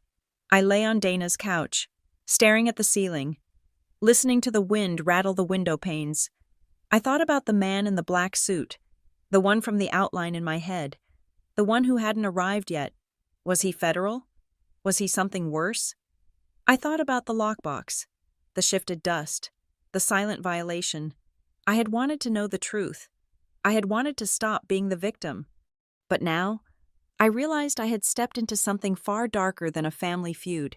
This was a world of sealed filings, ghost companies, and people who could walk through locked doors without breaking them.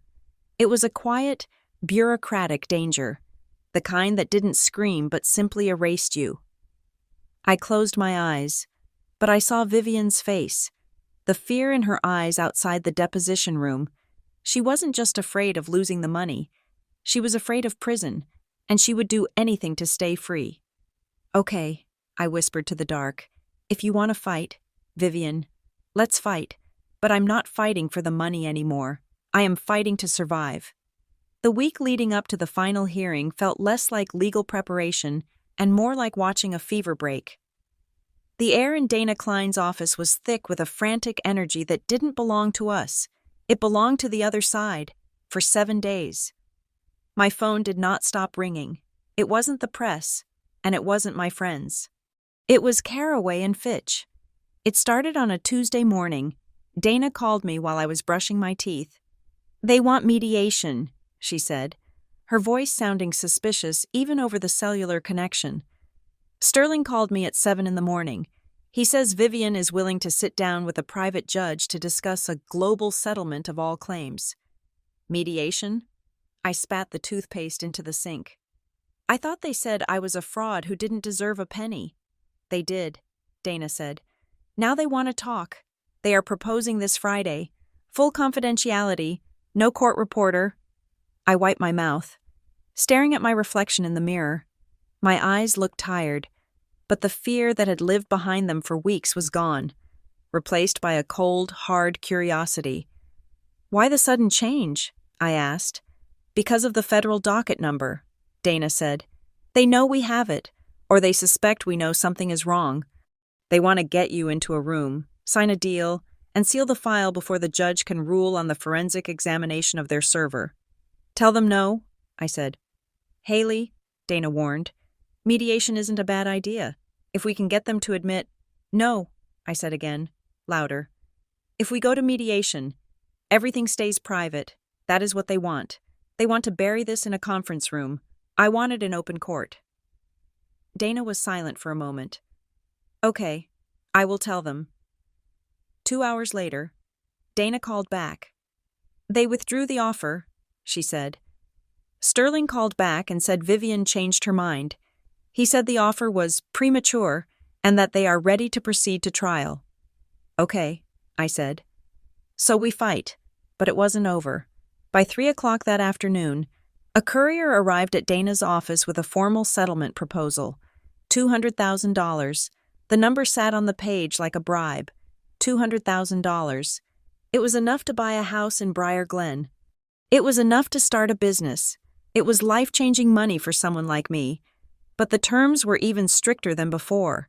Immediate dismissal with prejudice, destruction of all copies of personal correspondence, a penalty of $50,000 for every breach of confidentiality. They are flailing, Dana said.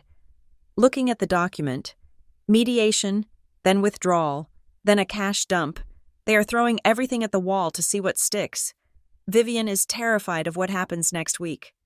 She should be, I said. I didn't sign the offer. I didn't even consider it. The money felt dirty, like it had been washed in the same dark water as the North Pine accounts. While Vivian's team was spinning in circles, Dana was hunting down the one name that anchored the entire mystery. Silas Vane. He was a ghost. He wasn't listed on the Bar Association website. He wasn't on LinkedIn. His name appeared on the trust documents as a fiduciary, but every address listed for him turned out to be a mail drop or a registered agent service. "He is dodging service," Dana told me on Thursday. "I have a process server trying to subpoena him for the hearing, but we can't find him. He claims he is outside the court's jurisdiction. He is resident in Zurich, apparently. So he won't be there," I said. "Probably not," Dana said. "Which is a problem. We need him to explain the side letter. We need him to explain the triggers my father talked about on the tape." But on Friday morning, my phone buzzed with a number I didn't recognize. It wasn't blocked. It was a local area code. "Hello? Ms. Morris?" a voice said. It was male, dry, and devoid of any inflection. "This is Silas Vane." I nearly dropped the phone. "How did you get this number?" "I am the trustee of your father's estate," he said, as if that explained everything. "I understand your attorney has been looking for me." I do not speak with attorneys. They tend to distort the conversation. "You are refusing to testify?" "I am refusing to participate in a circus," he said. "However, I am willing to speak with you, alone, off the record." "Why?" "Because your father asked me to," he said. "Meet me at the layout table in the back of the library on 4th Street. 1 hour." The line went dead. I called Dana immediately. She didn't like it. "It is risky," she said. "He could be trying to entrap you. He could be recording you." "I am going," I said. "He is the only one who knows the truth." "Keep your phone on," Dana said. "Send me your location, and don't agree to anything." The public library on 4th Street was a cathedral of silence. It smelled of old glue and carpet cleaner. I walked to the back, past the rows of reference books, to the large wooden tables used for maps and blueprints. A man was sitting there. He looked nothing like the corporate sharks at Caraway and Fitch. He was wearing a tweed jacket that had seen better days and wire-rimmed glasses. He looked like an accountant who specialized in boring, small-town taxes, but his hands were folded on the table with a precision that was almost surgical. "Mr. Vane?" I asked. He stood up. He wasn't tall. He offered me a hand that was dry and cool. "Miss Morris, thank you for coming." We sat down. He didn't have a briefcase. He didn't have a file. He just had a cup of tea. "You have caused quite a stir," he said softly. "I didn't start this," I said. "My sister sued me." "I know," Silas said. "That was unfortunate. For her." "Unfortunate?" I laughed. A sharp, bitter sound. "She is trying to ruin my life." "She is trying to control the uncontrollable," Silas said. He took a sip of tea. "Your father was a complex man. Haley, he loved his family, but he did not trust them. He believed that wealth acts as a solvent. It dissolves character. He trusted Vivian," I said. "He let her run the company." "He let her run the public face of the company," Silas corrected. "He let her sit in the big office and sign the ceremonial checks, but the core assets, the North Pine holdings, he kept those separate. He moved them into the Greylock Stewardship Trust, specifically to insulate them from emotional decision-making." "You mean from Vivian?" Silas didn't blink. "I mean from anyone who would use the capital for vanity rather than preservation." He leaned forward slightly. "The trust instrument has specific clauses," he said. "Triggers. Your father called them fail-safes. They are activated only under specific conditions. One of those conditions is hostile litigation between beneficiaries." My breath hitched. "What does that mean?" "It means," Silas said, "that by filing a lawsuit against you to invalidate the trust amendment, Vivian may have inadvertently triggered a clause that removes her from the succession plan entirely." I stared at him. "She doesn't know?" "She suspects," Silas said. "That is why she is frantic. That is why she is trying to settle. She needs you to sign a waiver stating that the lawsuit was a misunderstanding. She needs to undo the bell she rang. And if I don't, then the process completes itself. Silas said, the assets shift. The control moves to an independent board. The family, both of you, gets a stipend, but the capital is locked away forever. So she is fighting for the crown, I said. And by fighting, she is destroying it. Precisely, Silas said. It is a paradox. Your father enjoyed paradoxes. Why are you telling me this? Because, Silas said, the process is almost irreversible, and because your father left you the key. He wanted you to have a choice. Vivian believes she is fighting you. She is not. She is fighting the dead hand of her father, and she is losing. He stood up. I will not be at the hearing tomorrow, he said. I am not required to be. The trust operates outside the purview of the probate court unless a federal authority intervenes, and I believe, well, let us just say that other wheels are turning. Wait, I said. What happens if the judge orders an accounting?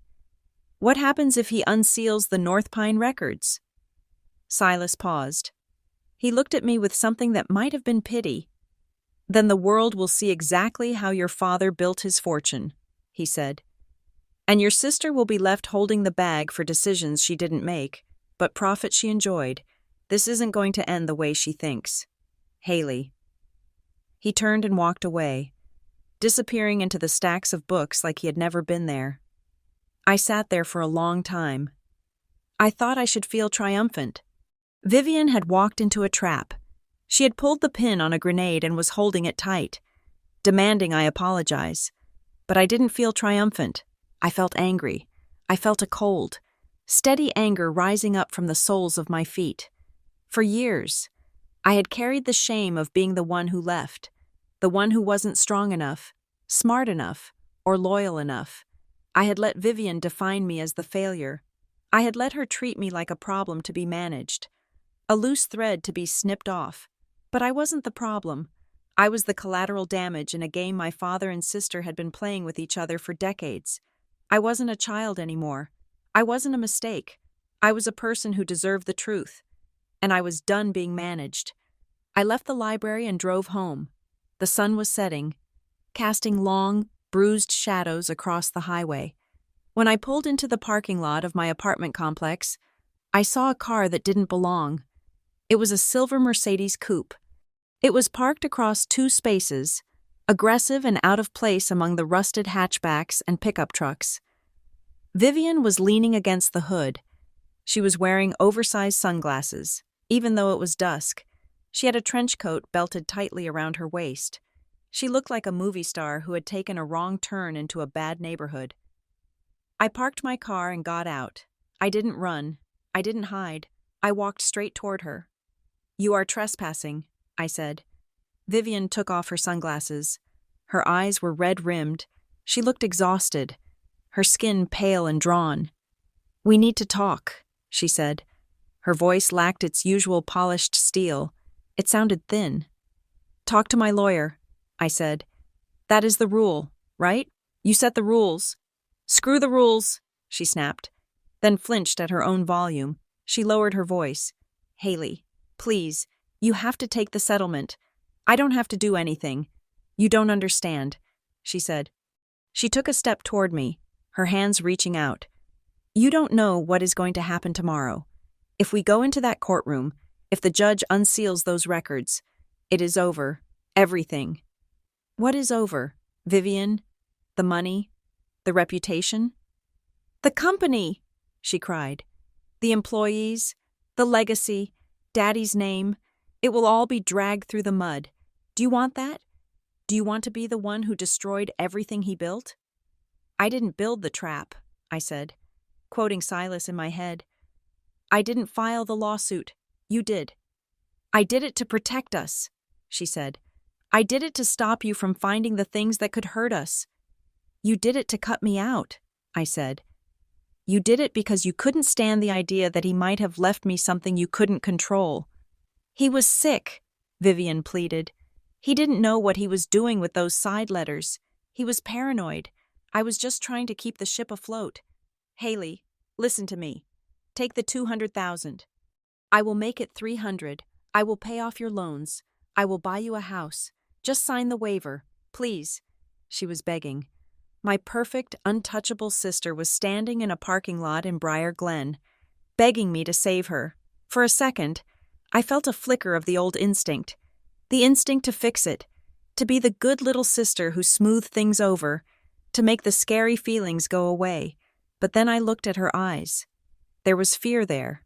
Yes, but underneath the fear, there was no love. There was no apology. There was only calculation. She wasn't asking for my forgiveness. She was asking for my complicity. No, I said. Vivian froze. What? No, I repeated. I am not signing anything. I am not taking your money. I want the truth. Vivian, I want the judge to see the accounting. I want to know about Obsidian Consulting. I want to know about the $2 million loan you took out against the estate. Her face changed instantly. The pleading vanished, replaced by a snarl of pure contempt. You stupid, ungrateful little brat, she hissed. There it is, I said calmly. There is the sister I know. You think you can win? She said, stepping into my face. You are a billing clerk. You are a nobody. I have the best lawyers in the state. I will bury you. I will make sure you owe legal fees for the rest of your miserable life. I will destroy you. Maybe, I said. But you will have to do it in open court, with the lights on. You will regret this, she said. You will wish you had stayed in your hole. Get off my property, I said. Vivian stared at me for one more second, hatred radiating off her like heat. Then she turned, got into her silver car, and peeled out of the parking lot, nearly hitting a dumpster on her way out. I watched her go. My hands weren't shaking. My heart was beating slow and steady. I went inside and called Dana. She came to see me, I said. Did she threaten you? Dana asked. She tried to buy me. Then she threatened me, I said. She is desperate. Dana, Silas was right. She knows she triggered the failsafe. Okay, Dana said. Then we are ready. I have prepared our argument for tomorrow. It is narrow. We aren't going to argue about who Dad loved more. We aren't going to argue about the emotional history. We are going to argue one thing. Transparency. Explain, I said. We are going to tell the judge that the petitioner's filings do not match the internal records of the estate. Dana said. We are going to present the altered metadata on the signature page. We are going to present the existence of the Greylock Trust. We are simply asking the court to compel the truth before any assets are distributed. It is a procedural argument, but it is the one thing Judge Holloway cares about. He hates being lied to. And the federal stuff? We hold that back, Dana said. We don't mention the federal investigation unless we have to. We let the judge come to the conclusion that something is wrong on his own. If we scream FBI, we look hysterical. If we show him a doctored document and a missing $10 million, he calls the FBI himself. Okay, I said. I trust you. That night, I sat on the floor of my living room.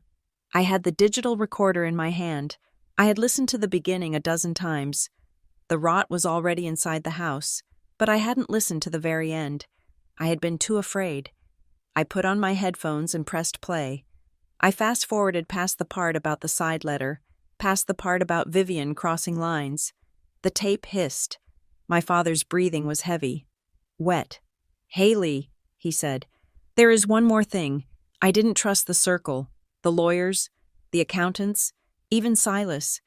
He is a tool, not a friend. I closed my eyes. I knew this day might come, he said. The day when the family would tear itself apart for the scraps. So I kept a fail-safe, a copy of everything, the real ledger, not the one in the storage unit, the source code. My eyes snapped open. The storage unit wasn't the end?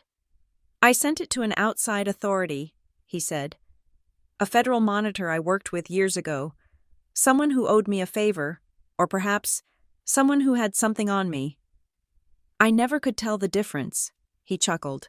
A dry, rattling sound. I chose systems over blood. Haley, because blood can be corrupted. Systems just execute. If you are hearing this, it means the system is active, and God help anyone standing in its way. The recording clicked off. I took off the headphones. The silence in the apartment was profound. I had always thought of my father as a victim of his own ambition, or maybe a victim of Vivian's manipulation in his old age. But I was wrong. Roland Morris wasn't a victim. He was the architect. He had known exactly what Vivian was. He had known exactly what I was. He had predicted this war.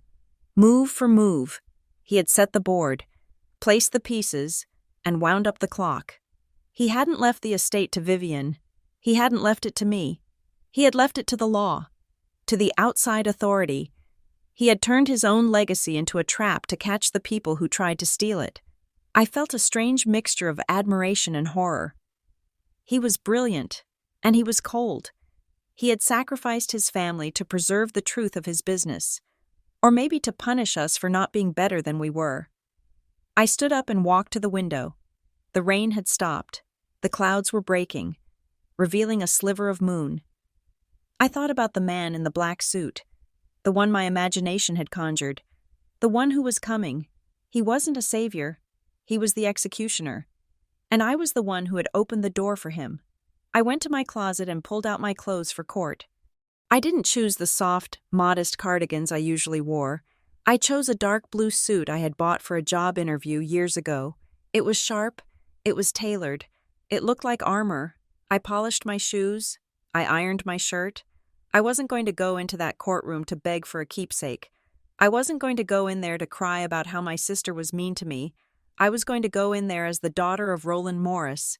I was going to stand up straight, and I was going to watch the system work. I slept better that night than I had in weeks. It was the sleep of a soldier before a battle they know they might lose, but which they know they have to fight. The morning of the hearing was crisp and cold. The sky was a brilliant, hard blue. I met Dana on the courthouse steps. She looked nervous but focused. "Ready?" she asked. "Ready," I said. We walked through the metal detectors. We walked down the marble hallway. "Remember," Dana said, "don't let Sterling bait you. Don't let Vivian get a rise out of you. You are the reasonable one. You are the one who just wants to see the math." "I know," I said. We entered the courtroom. It was packed. Word had gotten out that the Morris estate was exploding. There were reporters in the back row. There were former employees of Morris Industries. Vivian was already at her table. She was wearing white, a calculated choice, innocence, purity. She looked at me as I walked in. Her eyes were hard, glazed with sleeplessness and rage. She didn't nod. She didn't blink. I sat down at the defendant's table. I placed my hands on the wood. They were steady. I looked up at the judge's bench, the empty seat of judgment. I wasn't here to be believed. I was here to be heard. "All rise," the bailiff called out. Judge Holloway walked in, his robe billowing behind him. He looked like a storm cloud. He sat down and banged the gavel. "Estate of Morris," he boomed. "Final evidentiary hearing. Mr. Sterling, Ms. Klein. Let's get this over with." I took a deep breath. The air smelled of floor wax and justice. The trap was set. The players were in place. All we were waiting for was the snap. The courtroom was hotter than I expected, even with the high ceilings and the industrial air conditioning humming in the background. The air felt thick, composed of body heat, wool suits, and the suffocating pressure of unsaid things. Every bench in the gallery was full. I could feel the eyes of strangers boring into the back of my neck, reporters from the local paper, former employees of Morris Industries who had heard the rumors, and people who just enjoyed watching a wealthy family bleed in public. I sat at the defendant's table, my hands clasped on the polished wood. I was wearing the navy suit I had bought years ago for a job interview I didn't get. It felt stiff, like armor that hadn't been broken in yet. Next to me, Dana Klein was arranging her files with geometric precision. She looked calm, but I could see the tension in the way she clicked her pen, once, twice, 3 times, before setting it down, across the aisle. The plaintiff's table looked like a fortress. Sterling and his 2 associates had built a wall of leather-bound binders, and in the center of it sat Vivian. She was wearing white, a cream-colored sheath dress that looked soft and expensive, projecting an image of innocence, of a grieving daughter trying to protect her father's legacy from the wolves. Her hair was pulled back in a flawless chignon. Her posture was perfect, but I wasn't looking at her posture. I was looking at her hands. They were folded on the table, resting on a velvet notepad. To anyone else, she looked serene, but I knew her. I knew the sister who used to hide in the closet during thunderstorms. Her right thumb was rubbing against the diamond ring on her left hand, over and over again. Rub, rub, rub. It was a frantic, rhythmic motion, like she was trying to sand down a rough edge that wasn't there. She was terrified. The bailiff called the room to order. "All rise." Judge Holloway entered. He looked even more tired than he had at the preliminary hearing. His robe hung heavy on his shoulders, and he sat down with a sigh that echoed through the microphone. He adjusted his glasses and looked down at us with an expression of profound impatience. "We are here for the final evidentiary hearing in the matter of the estate of Roland Morris," he said. "I have read the briefs, I have read the motions, I have read the counter-motions. Gentlemen, and Ms. Klein, I am going to be honest with you. I have a murder trial starting on Monday. I do not have time for theatricals. We are going to get to the bottom of this today." He pointed a finger at Sterling. "Mr. Sterling, you are the moving party. You filed the petition to invalidate the trust amendment and seal the record. Make your case. And keep it brief." Sterling stood up. He buttoned his jacket and walked to the podium. He had a voice made for courtrooms, deep, resonant, and dripping with reasonable authority. "Your Honor," Sterling began, "this case is simple.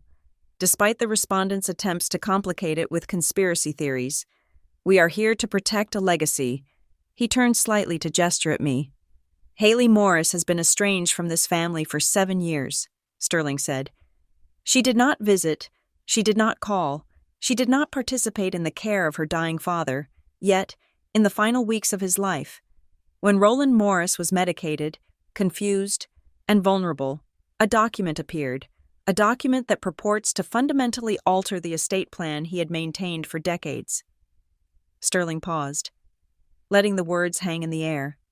"This document," he continued, holding up a piece of paper, "diverts significant assets away from the established family trust and into a new opaque vehicle. It grants control to parties unknown, and it names the respondent as a primary beneficiary." He shook his head sadly. "Ms. Morris is currently suspended from her job," Sterling said. "She has significant debts.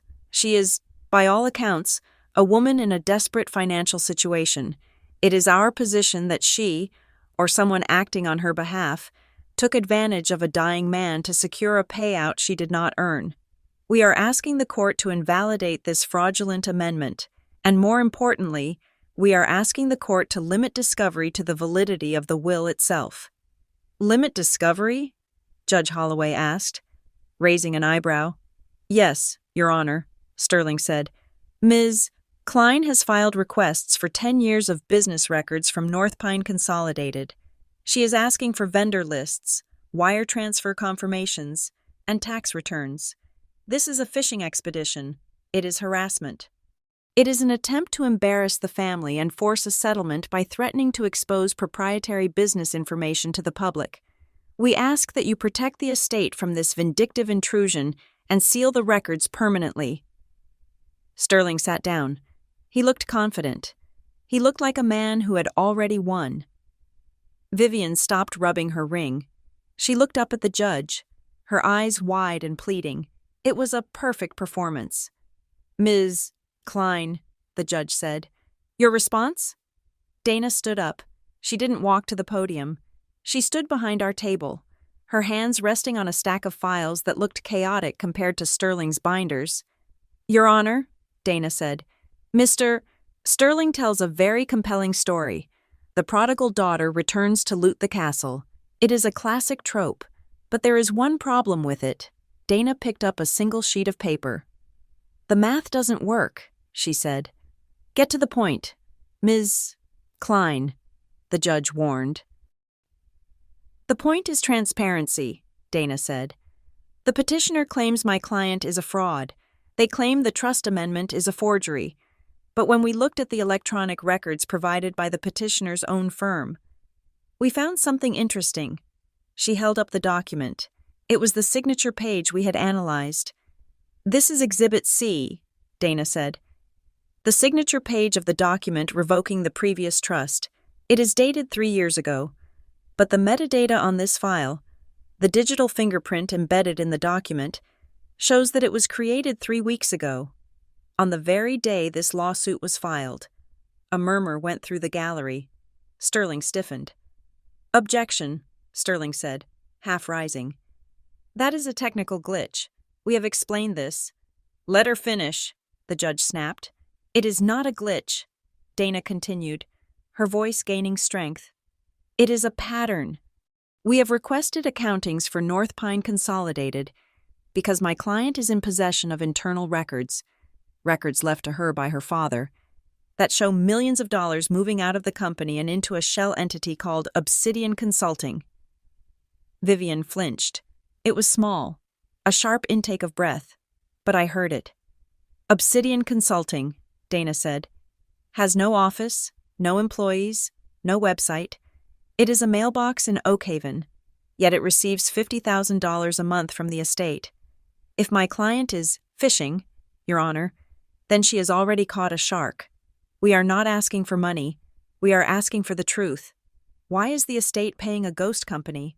And why is the petitioner so desperate to seal the record before anyone looks at the vendor list?" "Your Honor," Sterling shouted, "this is outrageous. Counsel is introducing unverified documents from a stolen lockbox. This is exactly the kind of harassment we are trying to prevent." Judge Holloway leaned forward. He took off his glasses and rubbed the bridge of his nose. When he looked up, his eyes were sharp. "Mr. Sterling," the judge said quietly, "did you just admit that the respondent has a lockbox?" Sterling froze. I meant that she claims to have one." "If she has records," the judge said, "and those records show payments to a shell company, that is relevant to the value of the estate. And if your client filed a document with altered metadata, that is relevant to her credibility." The judge turned his gaze to Vivian. "Ms. Morris," the judge said, "do you know what Obsidian Consulting is?" Sterling put a hand on Vivian's arm to stop her, but she shook him off. She stood up. Her face was flushed, 2 bright spots of color high on her cheekbones. "It is a strategic partner," she said. Her voice was trembling. "My father set it up. It is confidential." "Strategic partner for what?" the judge asked. For advisory services," Vivian stammered. "It is none of her business. She left. She walked away." "It is her business if she is a beneficiary," the judge said. "She is not a beneficiary," Vivian cried out. Her voice cracked, shrill and desperate. "She is a thief. That money belongs to the family. It is mine to manage. My father trusted me." "Ms. Morris," the judge warned. "You don't understand," Vivian shouted, gripping the edge of the table. "I am the one who kept it together. I am the one who signed the loans. If you open those books, you will destroy everything. It is mine. It is my right." "Sit down," Judge Holloway barked. The sound echoed off the wood paneling like a gunshot. The room went dead silent. Vivian stood there for a second, her chest heaving. She looked wild, her hair coming loose from its pins. The mask was gone. Everyone in the room could see the panic underneath the white dress. She sank back into her chair, covering her face with her hands. Sterling looked furious, refusing to look at her. "Counsel," the judge said, his voice ice cold. "I am not sealing these records. In fact, I am inclined to order a court-appointed forensic audit of the entire North Pine entity. If there is money moving to a mailbox in Oakhaven, I want to know whose pocket it is ending up in." "Your Honor," Sterling pleaded, but he sounded defeated. "We would request a brief recess to discuss a settlement." "Denied," the judge said. "You had your chance to settle. Now, about this discovery motion." He picked up his pen to sign the order. I looked at Dana. She gave me a small, tight smile. We had done it. We had cracked the wall. And then, the doors to the courtroom opened. They didn't bang open. They didn't creak. They simply swung inward with a heavy, hydraulic hush. A man walked in. He was wearing a black suit. Not a lawyer's suit. Not the expensive, shiny wool that Sterling wore. This was a matte black suit, functional and severe. He wore a white shirt and a black tie. He carried no briefcase, only a slim manila folder and a white envelope sealed with red wax. He walked down the center aisle. He didn't rush. He moved with a terrifying, fluid calm. His footsteps silent on the carpet runner, the bailiff, a large man who had spent 20 years in law enforcement, stepped forward to intercept him. "Sir," the bailiff said, "you can't—" The man in the black suit didn't stop. He simply turned his head and looked at the bailiff. He didn't say a word. He just looked. The bailiff stopped. He stiffened, his hand hovering near his belt. But he didn't move. He let the man pass. Judge Holloway looked up from his papers. "What is the meaning of this interruption?" The man stopped at the gate separating the gallery from the well of the court. He looked up at the bench. The judge froze. I saw the color drain out of Judge Holloway's face. It wasn't a gradual fade. It was instant. 1 second he was flushed with authority, and the next he was ash gray.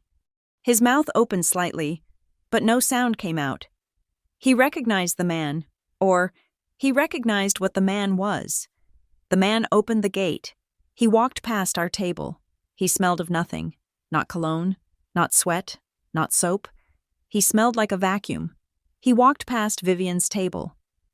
Vivian had lowered her hands. She was staring at him with wide, glassy eyes. She looked like a bird watching a snake. The man stopped in front of the court clerk's desk. He placed the folder and the sealed envelope on the wood. The sound of the paper touching the desk was the loudest thing in the room. He turned to face the judge. "Your Honor," the man said. His voice was low, flat, and carried to the back of the room without effort. "My name is Agent Kovic. I am representing the Office of the Special Trustee, acting under the authority of the United States District Court for the Southern District of New York." A gasp went through the gallery. "United States District Court, Federal." Sterling jumped up.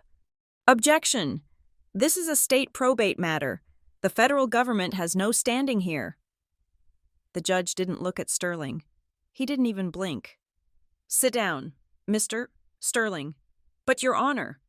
"I said sit down," the judge shouted, his voice cracking with fear. "And be quiet." Sterling sat down so hard his chair skidded backward. The judge looked back at the man.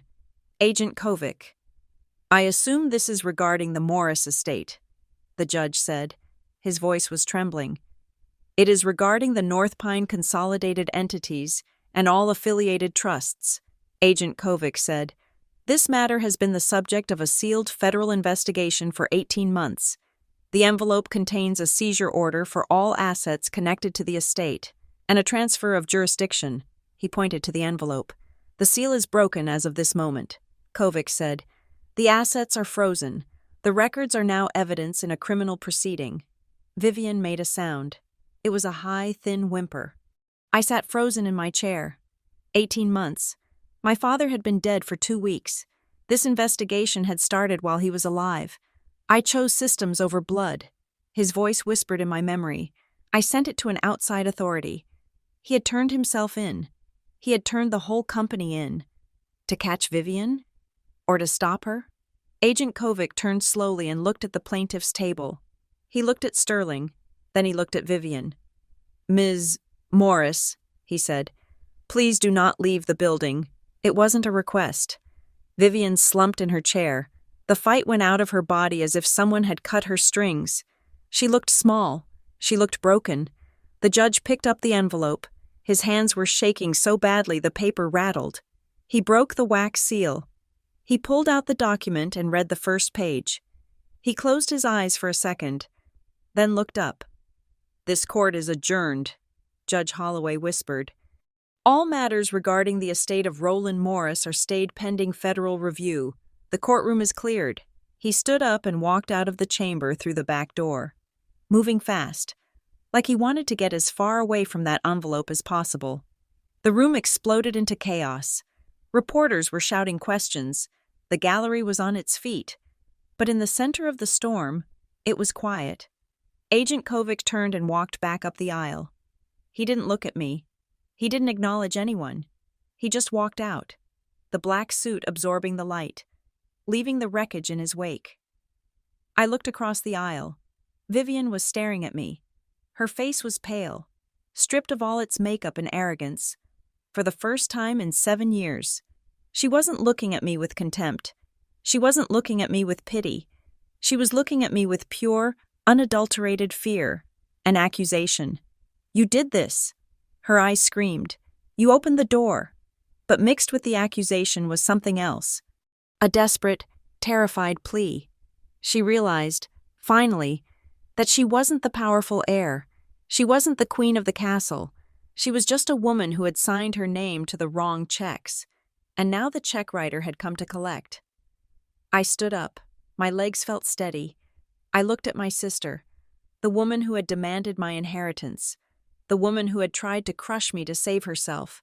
I didn't smile. I didn't gloat. I just looked at her. "I told you," I said softly, though I knew she couldn't hear me over the noise of the crowd. "I wanted the truth." Dana touched my arm. "Haley, we need to go. Now. Before the press blocks the doors." I grabbed my purse. I turned my back on Vivian. I turned my back on the judge's empty bench. I walked out of the courtroom, into the bright, blinding hallway. The man in the black suit was gone. But the world he had brought with him, the cold, hard world of consequences, was just beginning. My sister had wanted a judgment. She got one. And I had a feeling that for Haley Morris, the quiet life in Briar Glen was gone forever. But as I walked through the heavy doors and out into the sunlight, I realized something. I didn't want the quiet life anymore. I wanted the storm. Thank you so much for reading this story. I hope you felt the tension in that courtroom as much as I did writing it. It's been a journey seeing Haley find her voice against such a powerful adversary. I'd love to know where you are tuning in from.